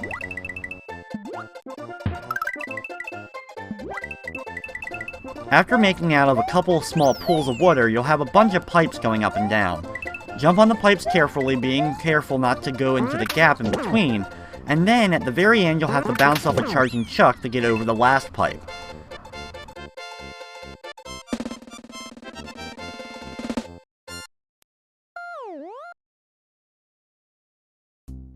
It's now time to battle Wendy Koopa in Castle number 6. Be very careful at the beginning of the stage for watching out for the giant spike pillar that will come crashing down on 2 of the springs. If you're quick enough, you can bounce up without waiting for it, but if you're a little bit nervous, you may want to wait for that spike to come down one time and then retract. This is probably the toughest castle so far because you have tons of the different spike pillars coming down as well as the giant razor blades.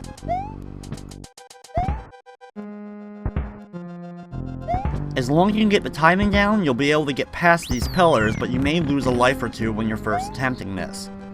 The thing about the spike pillars, if you get crushed by them, it's an instant death even if you have one of the special powers.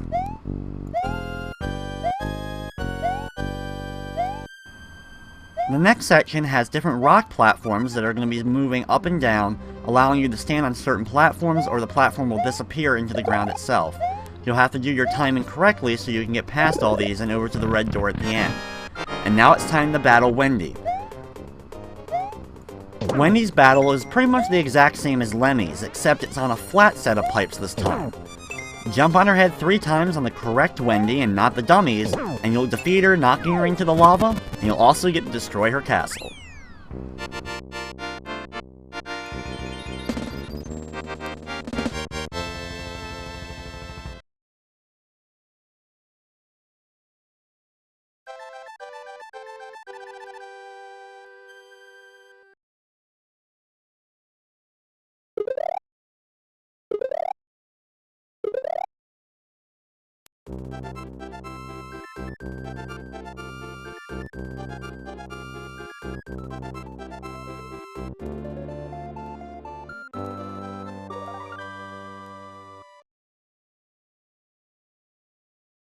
The next level is probably my favorite stage in the game, and it's an underwater level, and it's the Sunken ghost ship. I think it was a combination of just the fact of being a haunted underwater ship, as well as the cool animation that happens once you complete the stage. After swimming past a few bullet bills, go inside the yellow pipe to get inside the ship. Inside here, you'll have lots of boos that will appear after a few seconds of you swimming in here. These boos can be really hard to avoid your first time going through, but they actually do come in the same exact patterns each time. Try to stay in about the middle of the screen and you'll have a good advantage of being able to swim through all these boos.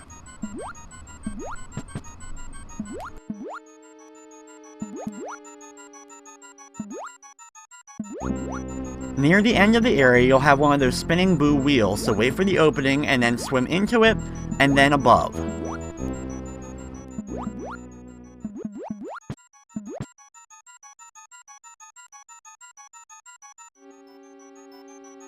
When you make it on top, wait for the opening once again, and then go into the blue pipe in the bottom right. You'll then start falling in the next area. While you're falling, you can actually destroy a lot of the Koopa Troopas along your way, as well as spiked ball enemies. You want to stay in about the left side of the screen because you'll be able to fall on another platform and get yourself a second star. Grabbing the second star will easily allow you to complete the stage as you continue to fall through a whole line of coins, and when you reach the bottom, you'll have a ton of spike balls that will come crashing down on you. When you make it to the bottom, grab yourself the item and you'll complete the stage.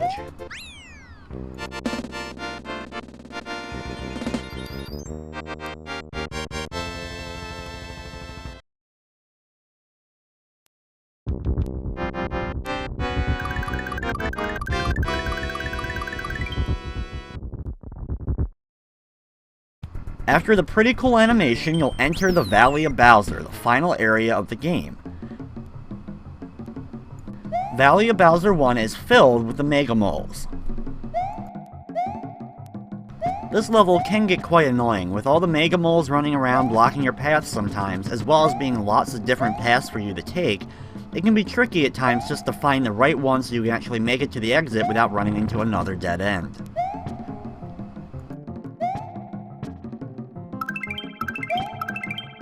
There are a couple of paths to get through a large majority of the stage, but at the end you'll have to choose one path in order to find the right pipe.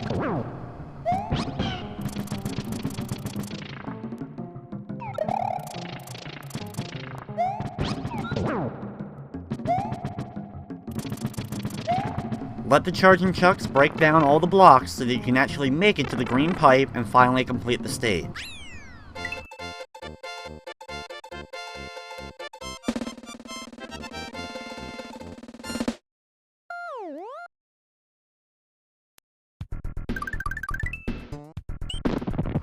Valley of Bowser 2 is another level that has multiple exits to it, and I highly recommend bringing a Yoshi to this place. Be careful of the swoopers in the first area of the stage, with the giant sand blocks moving up and down. When you make it to the green pipe, you want to hit the first question mark block you see here. You'll get another set of those wings that you can use to fly up to a secret area. You also get a blue Yoshi for doing this. Up here, collect all the coins as you're flying through, or you can drop down at any point. No matter what, you'll end up completing the stage that way. And that counts for the normal exit of the level. Since the secret and normal gate are right near one another at the end of the level, this way we don't have to go through a large majority of the stage twice.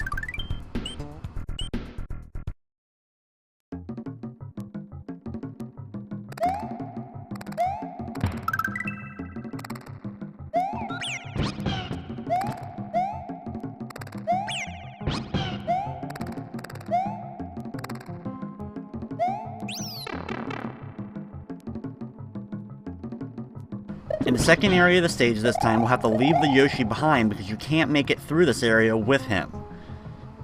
You'll then have to quickly run through the areas when the opening shows itself so you can make it through without getting crushed.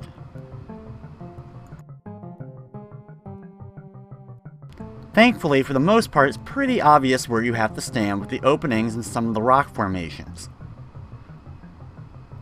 The only real problem here is if you actually get over anxious and try to run a little bit farther than you should have and end up getting squashed that way.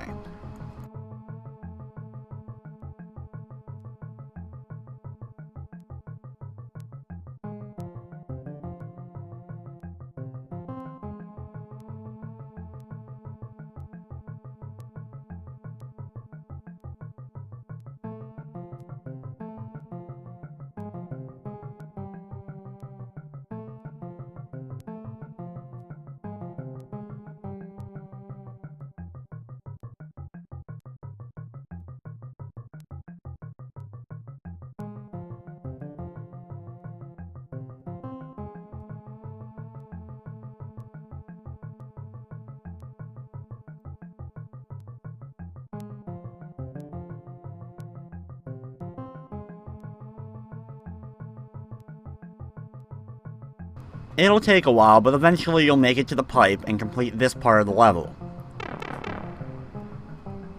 In the next segment, you'll fall down, causing the giant pile of sand to start moving up. Wait for it to rise here, and then stand on it and jump up to the ceiling above. Run all the way over to the left and grab yourself the key and enter it into the keyhole in order to complete the secret exit for the level.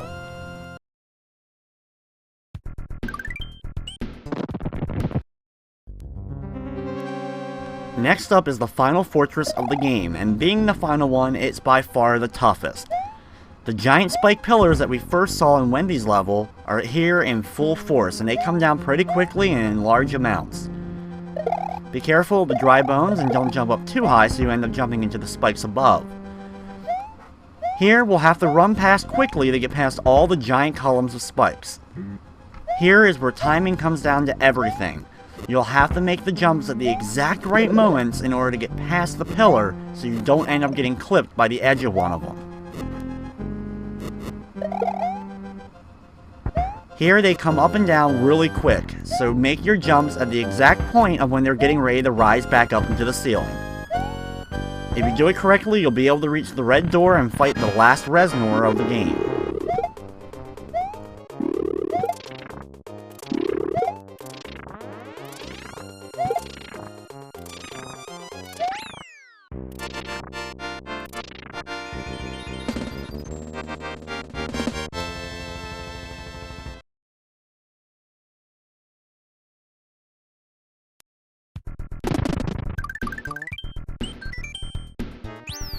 Completing that fortress will actually take you to the back door of Bowser's castle, which takes you to the very end of it right before the boss battle.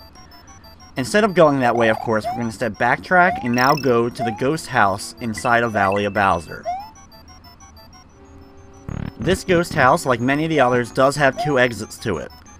In this room, hit the Pow Block so all the hidden blocks appear so you can run over them. You'll have to do this quickly though, because you'll have to have enough time in order to go through all these coins down here. When you make it to the third door, go inside of it and you'll find the normal exit for this ghost house.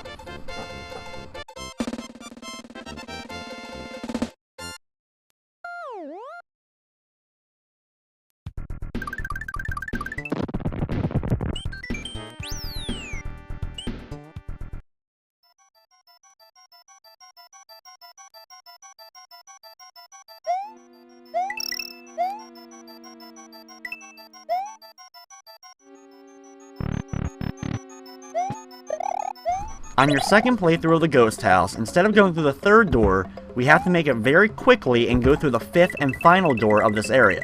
You'll also net yourself an extra life if you do it quick enough. In here, take the Pow Block but do not press it. Instead, work your way over here and drop it down.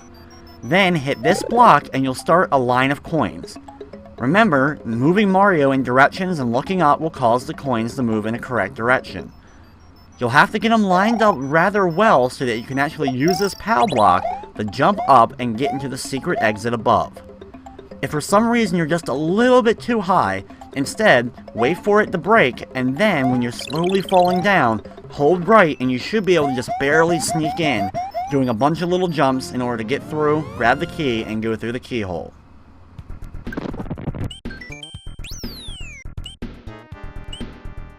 Next up is the Valley of Bowser 3, and in this level, there's a lot of Koopa Troopas, as well as a new type of platform. These grass and dirt platforms, as you can see, have a number on them. When the number reaches 0, the platform then falls off the screen, so some of them are going to last obviously longer than others. So you'll have to make your movements correctly so you can actually make it to the next platform before your current platform ends up falling.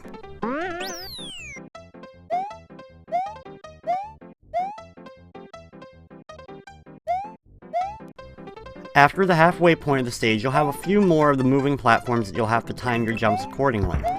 There's also a couple of giant bullet bills that will come at your direction, so be careful of them.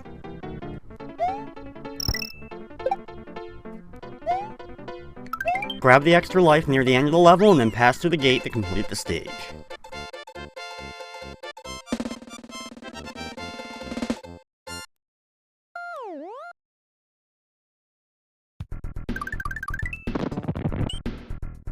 Next up is the Valley of Bowser 4. This stage can be rather tough to get the secret exit because you must keep Yoshi in order to actually get through. Thankfully though, they do give you a Yoshi while you're in this stage.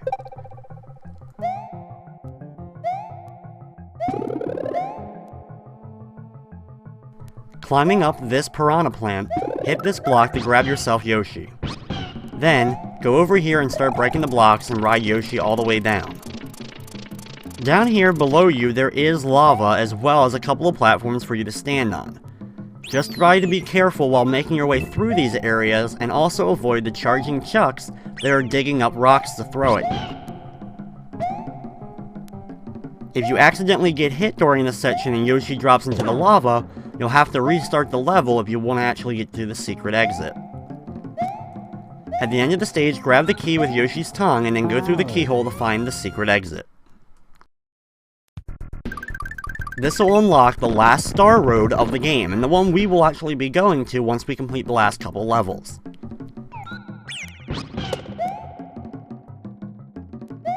Thankfully, on our second time through the level, we don't have to worry about keeping Yoshi, and the Yoshi we got previously will have to drop off here in order to actually climb up the piranha plant.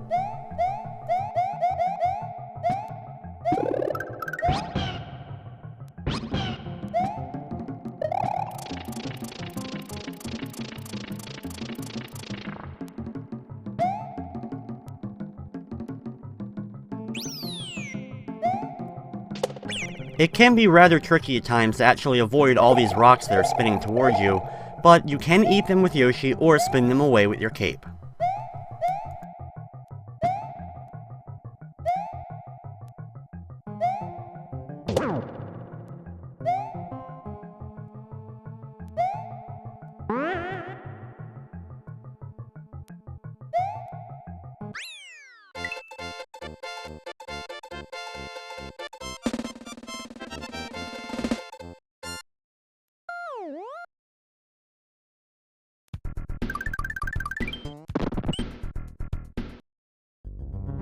We've now completed all the normal stages of the game. We have one more castle before we go to the Star Road and then eventually the special world itself. Castle number 7 is the home of Larry. It has another one of those platforms that when you stand on it, it starts moving in a set pattern. A good way to just avoid having to deal with all the movement is climbing up here and just wait here on this block. The spinning ball and chain won't be able to hurt you, and eventually the platform will make its way to you and you can then jump on it here.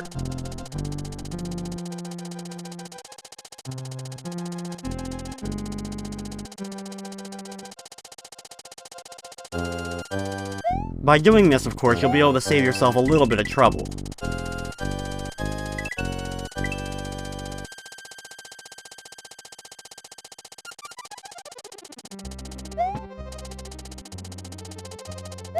After going past another couple of balls and chains, the platform will then start to work its way down. Just like before though, we can stand on this block here and wait for it to come back up towards us.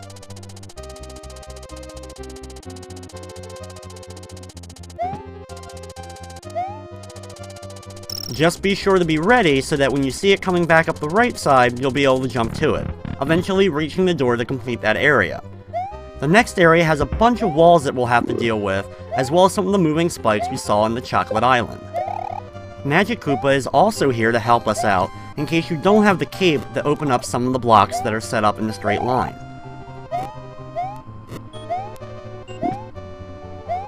Be careful here that Magic Koopa doesn't break any of the blocks, and of course you don't do the spinning jump to break the blocks and accidentally fall down into the lava.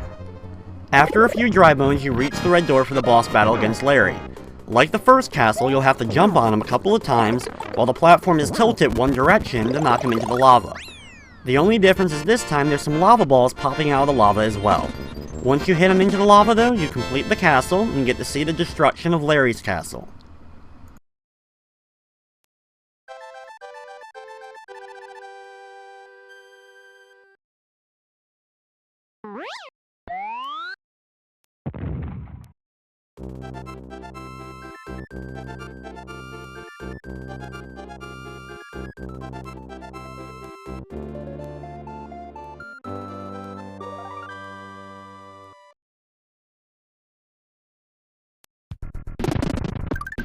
We've now completed all the normal stages and we're at the front door of Bowser's castle.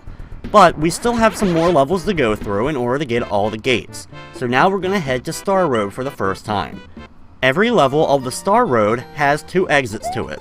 One which will just take you right back to the star, which counts as an exit, and then the other one leading to the next level. This first level that we're starting with, we actually have to get another one of these coin bridges to set up, and then use the Pow Block to make it solid so we can run across the giant gap.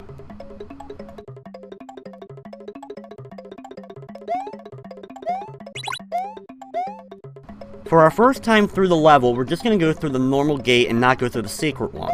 The secret one actually leads to the special world, which we'll actually be completing after we do all the other parts of Star Road.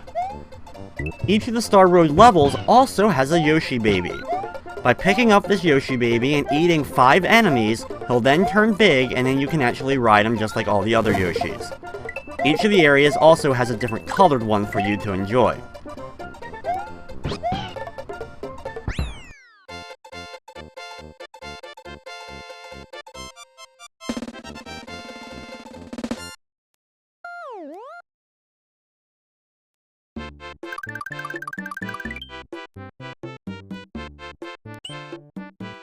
In the second level of Star Road that we're doing, or the actual first one by the numbers, start off by going down here and then start breaking the blocks with Yoshi.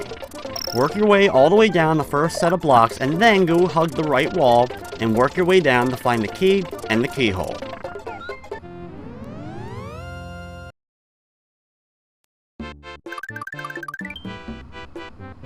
We now head back to Star Road 1, and this time we'll actually make it through the rest of the stage.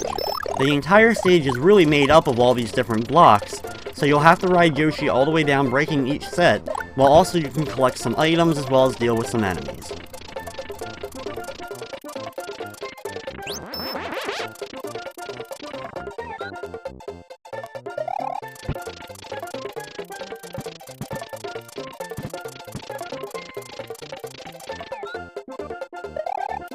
Near the end of the level, you can grab yourself a star and then run through a bunch of the Koopa Troopas and try to get yourself an extra life. A good spot would be down here. You can actually run through a whole line of them.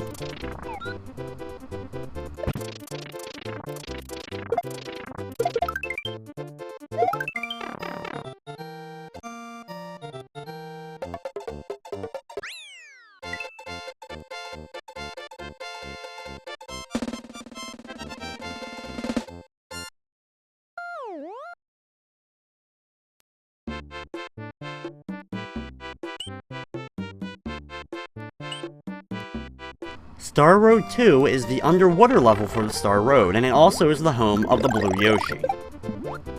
If you already have a Yoshi, of course, though, you'll end up getting an extra life instead from the egg. You also get a star at the beginning of the level. If a baby Yoshi eats a star, it actually instantly fully grows instead of having to eat 5 enemies.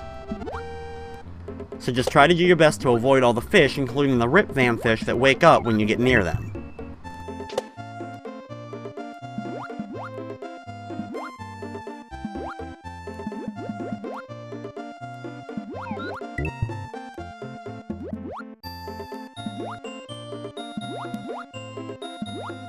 At the end of the stage, go through this pipe in order to go through the normal gate for the stage.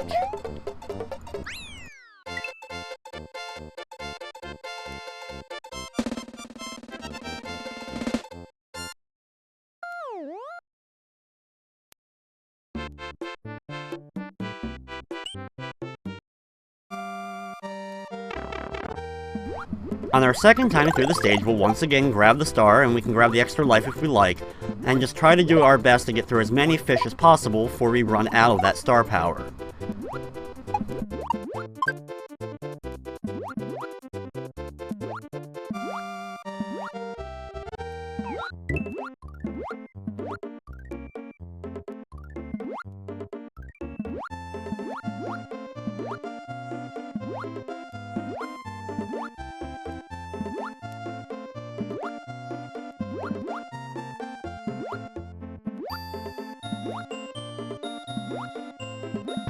At the end of the stage, instead of going through the pipe, instead swim underneath.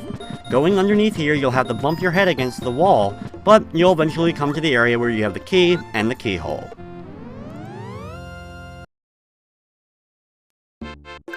Now it's time for the shortest level in the entire game, Star Road 3. Immediately, just run over to the right and complete the level.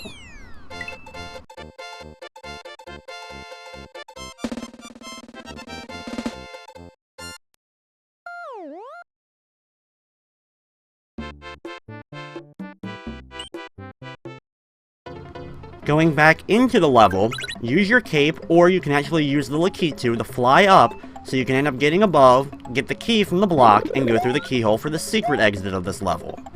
Either way, both exits are easily the shortest in the game.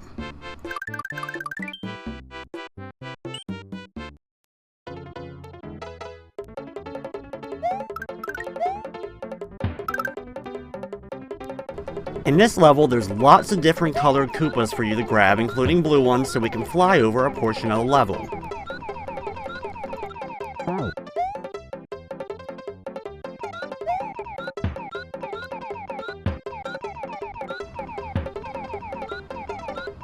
When you make it over here, drop down to all the blocks and then run across them, then use your cape in order to open up the block or use a Koopa shell, grab yourself the key, and go through the keyhole.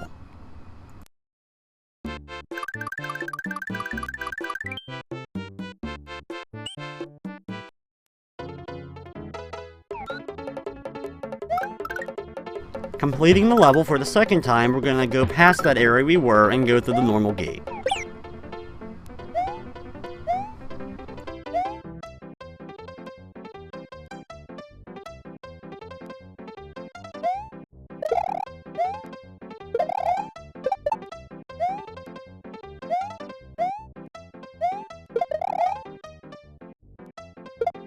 Be careful here because the shellless Koopa will try to kick a shell towards you.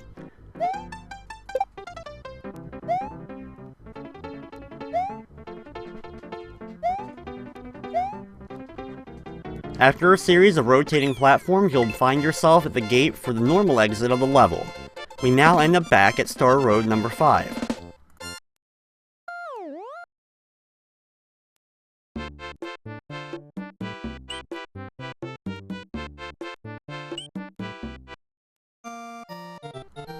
Now that we're back at Star World 5, we're now going to go through the secret gate, which will take us to the special world.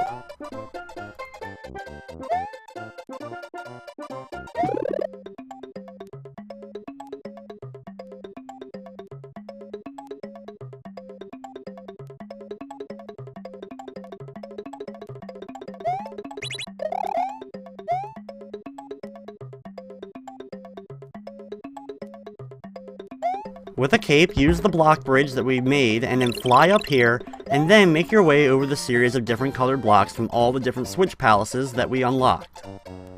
At the end of it, you'll find a key, go through the keyhole, and now you have the entrance to the special world. One of the best things about the special world is the names of the levels themselves, all using slang terms from the 90s. The first one is Gnarly. In this level, we pretty much have to work our way up using many different methods, including this thing that'll take us along the track, different springs, as well as piranha plants. Heck, even the music note boxes from Mario 3 make an appearance during this stage.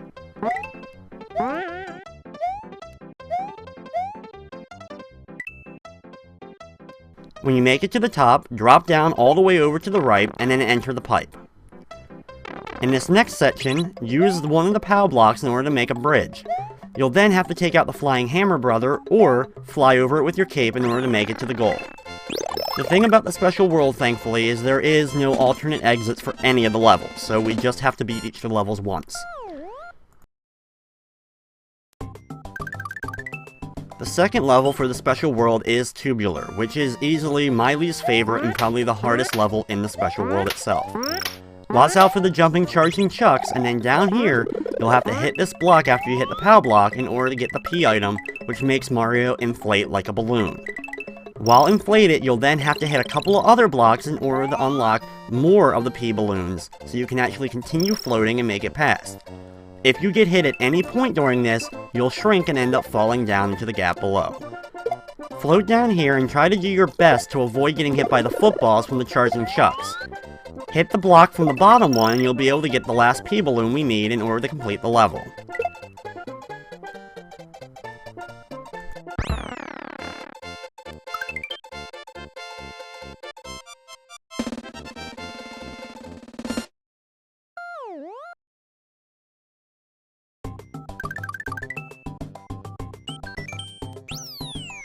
The third level for Special World is way cool, which has a large series of these moving conveyor belts that we'll have to hit the on-off switch in order to make our way through.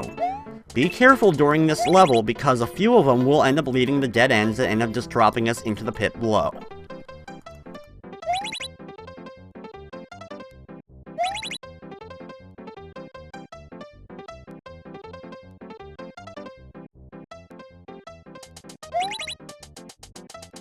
Some of them actually end up looping back around and then fall back off over to the left.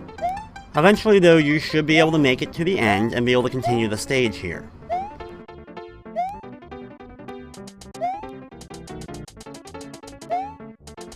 The last part of the platform has you jumping up to this rope as it moves across its platform. Just be very careful of all the fuzzies that are also around here. So stay on the rope and then move yourself up and down it in order to try to avoid most of the fuzzy enemies. The ones right here though, I recommend trying to do a little bit of a quick jump and then hang back onto the rope to avoid getting hit by them.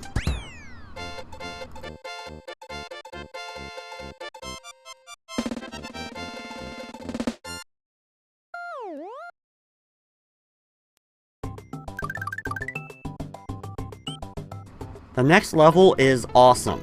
And that's actually the name of the stage, it's not just me saying that.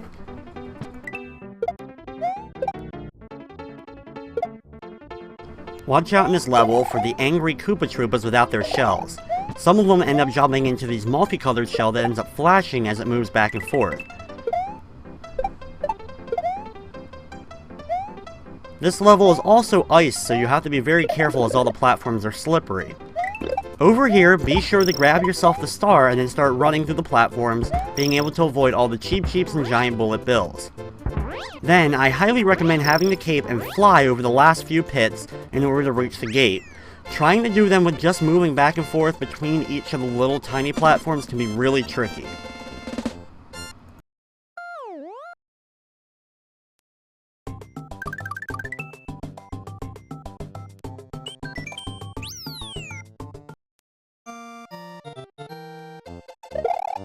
The next level, Groovy, is actually the level we saw as the demo level at the title screen.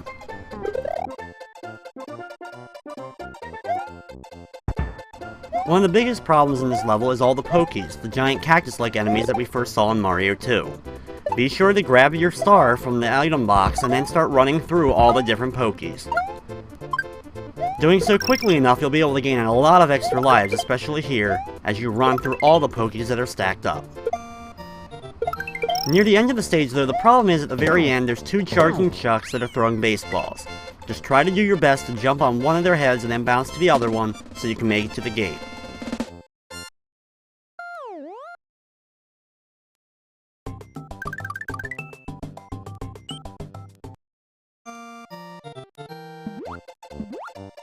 Next up is the water theme level known as Mondo. This stage has water that will actually rise and fall as you make your way through it. The Cheep Cheep enemies, if they end up out of water, will actually just flop around on the ground, allowing you just to run into them and easily take them out. You'll also have to use the Flying Hammer Brothers platforms in order to get up over some of the different areas.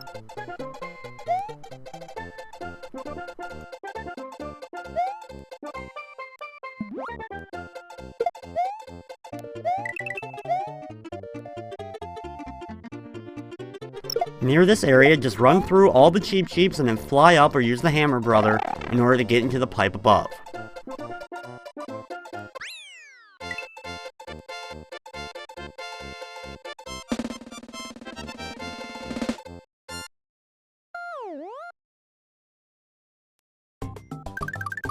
We now have only 2 more levels left in the Special World, and the first of these two is Outrageous. This fall-themed forest level has fireballs that will actually try to attack you by bouncing back and forth, leaving little remnants of themselves on the ground. You'll have to take this spring over through the stage in order to actually get over a giant pipe over to the right. They do give you another spring, but you'll usually have to use that one to spring above. Drop the spring here and then bounce up so you can get above to the red pipe.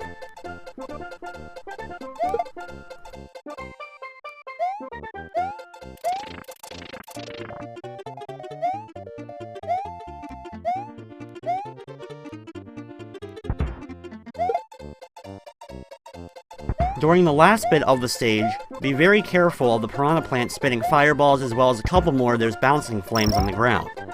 Take out the last hammer brother and just make the jump yourself in order to make it to the gate.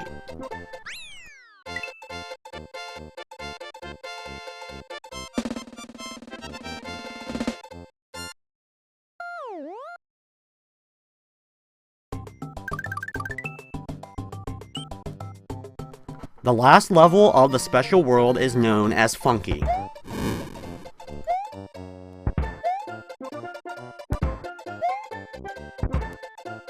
The hardest part of this stage is going to be watching out for the enemies that end up causing lightning bolts to hit the ground and cause fire to appear on platforms.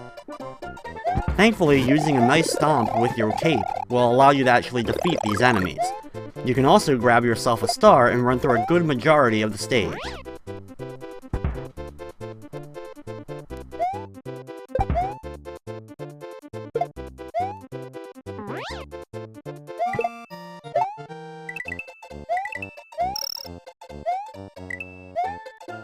My favorite part about the level is at the very end of it, you have a large series of coins that end up spelling out a series of words.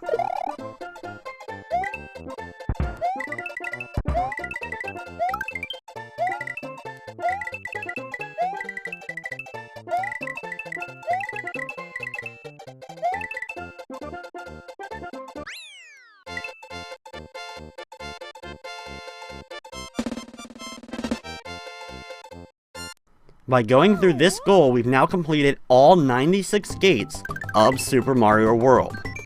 You actually don't need to defeat Bowser in order to actually get all 96 gates, as the final level doesn't count as a level. You can now see, after completing a special world, all the colors have now changed on the map. Also, a few select enemies have been changed up as well, including the Koopa Troopas and the Bullet Bills. At the end of the game, you'll see an enemy roll call, and if you complete the special world, all the enemies that get changed will actually be in their changed form during the end credits. So that's where you'll actually get to see those enemies, instead of me going back and trying to go through each of the levels to show you the changed enemies. I'm also going to be traveling over the entire length of the world map to get back to Bowser's Castle, just so you can see how the map was changed up.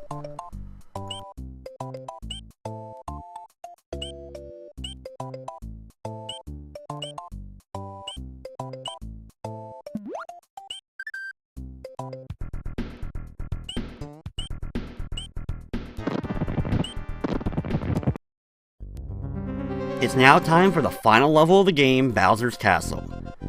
Bowser's Castle has 2 rooms, each of which has 4 different doors. The doors are numbered, and each door takes you to another room. I'm just going to be choosing the ones I usually prefer to go to during this section. The first door I go into is the number 3 door. In this room is the Mecha Koopas. Bounce on their heads, and a few seconds later they'll end up springing back up. Also in this section, there is a hidden feather in case you need it. During the second set of numbered doors, I usually prefer to go into door number 8. Inside here is a series of charging chucks that we've been battling throughout the entire game.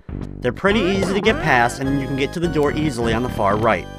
This takes you to this dark room. This dark room is actually the area where we would enter had we gone through the back door entrance to Bowser's Castle. You also get to see the ninja enemies for the first time in the game.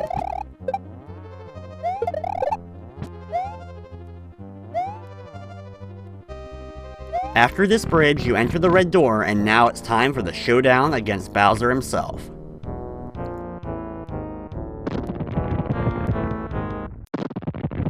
For the first form against Bowser, he ends up swooping down from the right to left and then back from the left to the right. As long as you don't jump up, you won't actually get hit by him.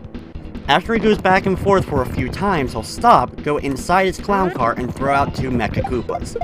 You can then hit them and throw them up at Bowser in order to hit him.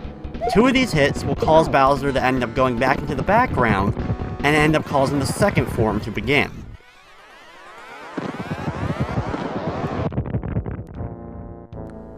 During this intermission though, fireballs will fall from the sky, so you'll have to stand in between them or just try to avoid them altogether, Eventually, Bowser will show back up with Princess Peach throwing out a mushroom to start off the next form.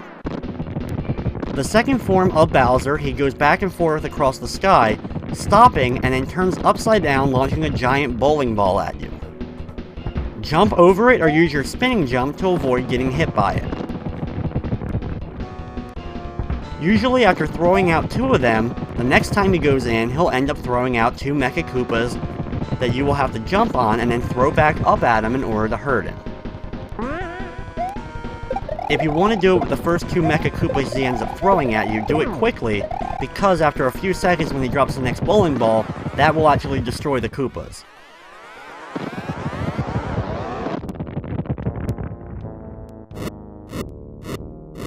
Just like the first intermission, you'll also have to deal with fires during this time. Eventually, he'll come back on, throw another mushroom at you from Princess Peach, and now it's time for the final form. Bowser is not too happy, and it easily shows on the face of his clown vehicle. After he bounces around for a while, he'll stop and end up throwing Mecha Koopas at you. This can be really hard to actually throw them up at him, because he ends up crushing them usually with his clown car. But after you hit him 2 times, you can sit back and enjoy the ending to Super Mario World.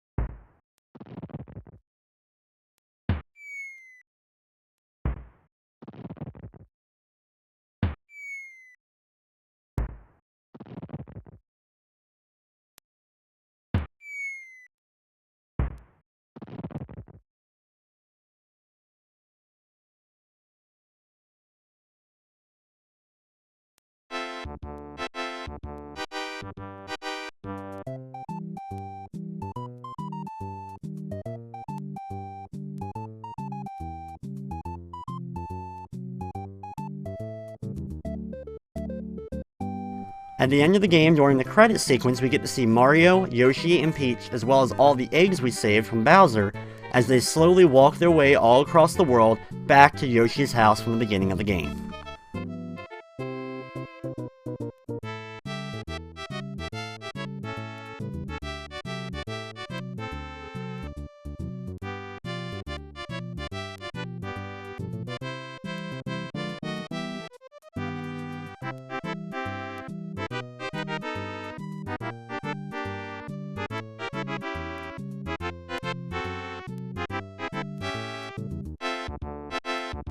Super Mario World was one of the absolute best platformers ever made, and that goes for either 2D or 3D games in my opinion. Even today, many gamers actually create custom fan-made games using the Super Mario World engine to try to challenge gamers, sometimes with almost impossible odds.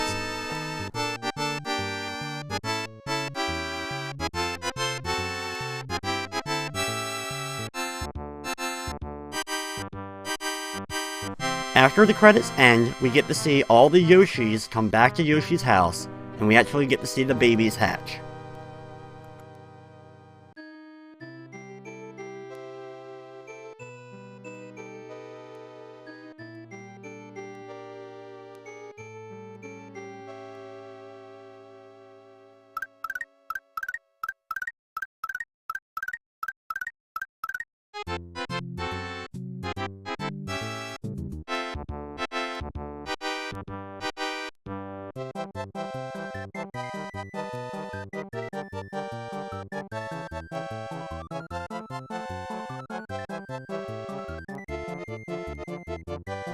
We then get to see a roll call of all the different enemies, including the transformed different versions of the enemies that got changed after we completed the special world.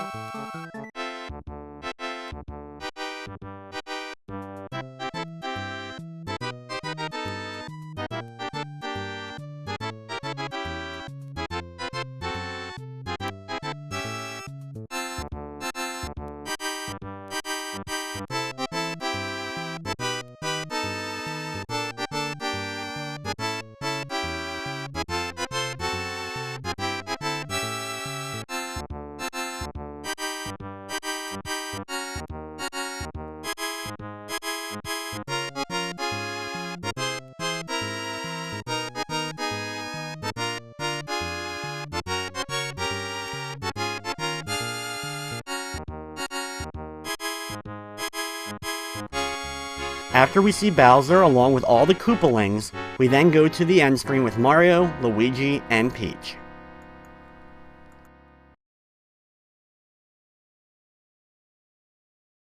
And with that, that's going to wrap up this edition of Play It Through. I'd like to thank you for watching, and of course, I hope you enjoyed.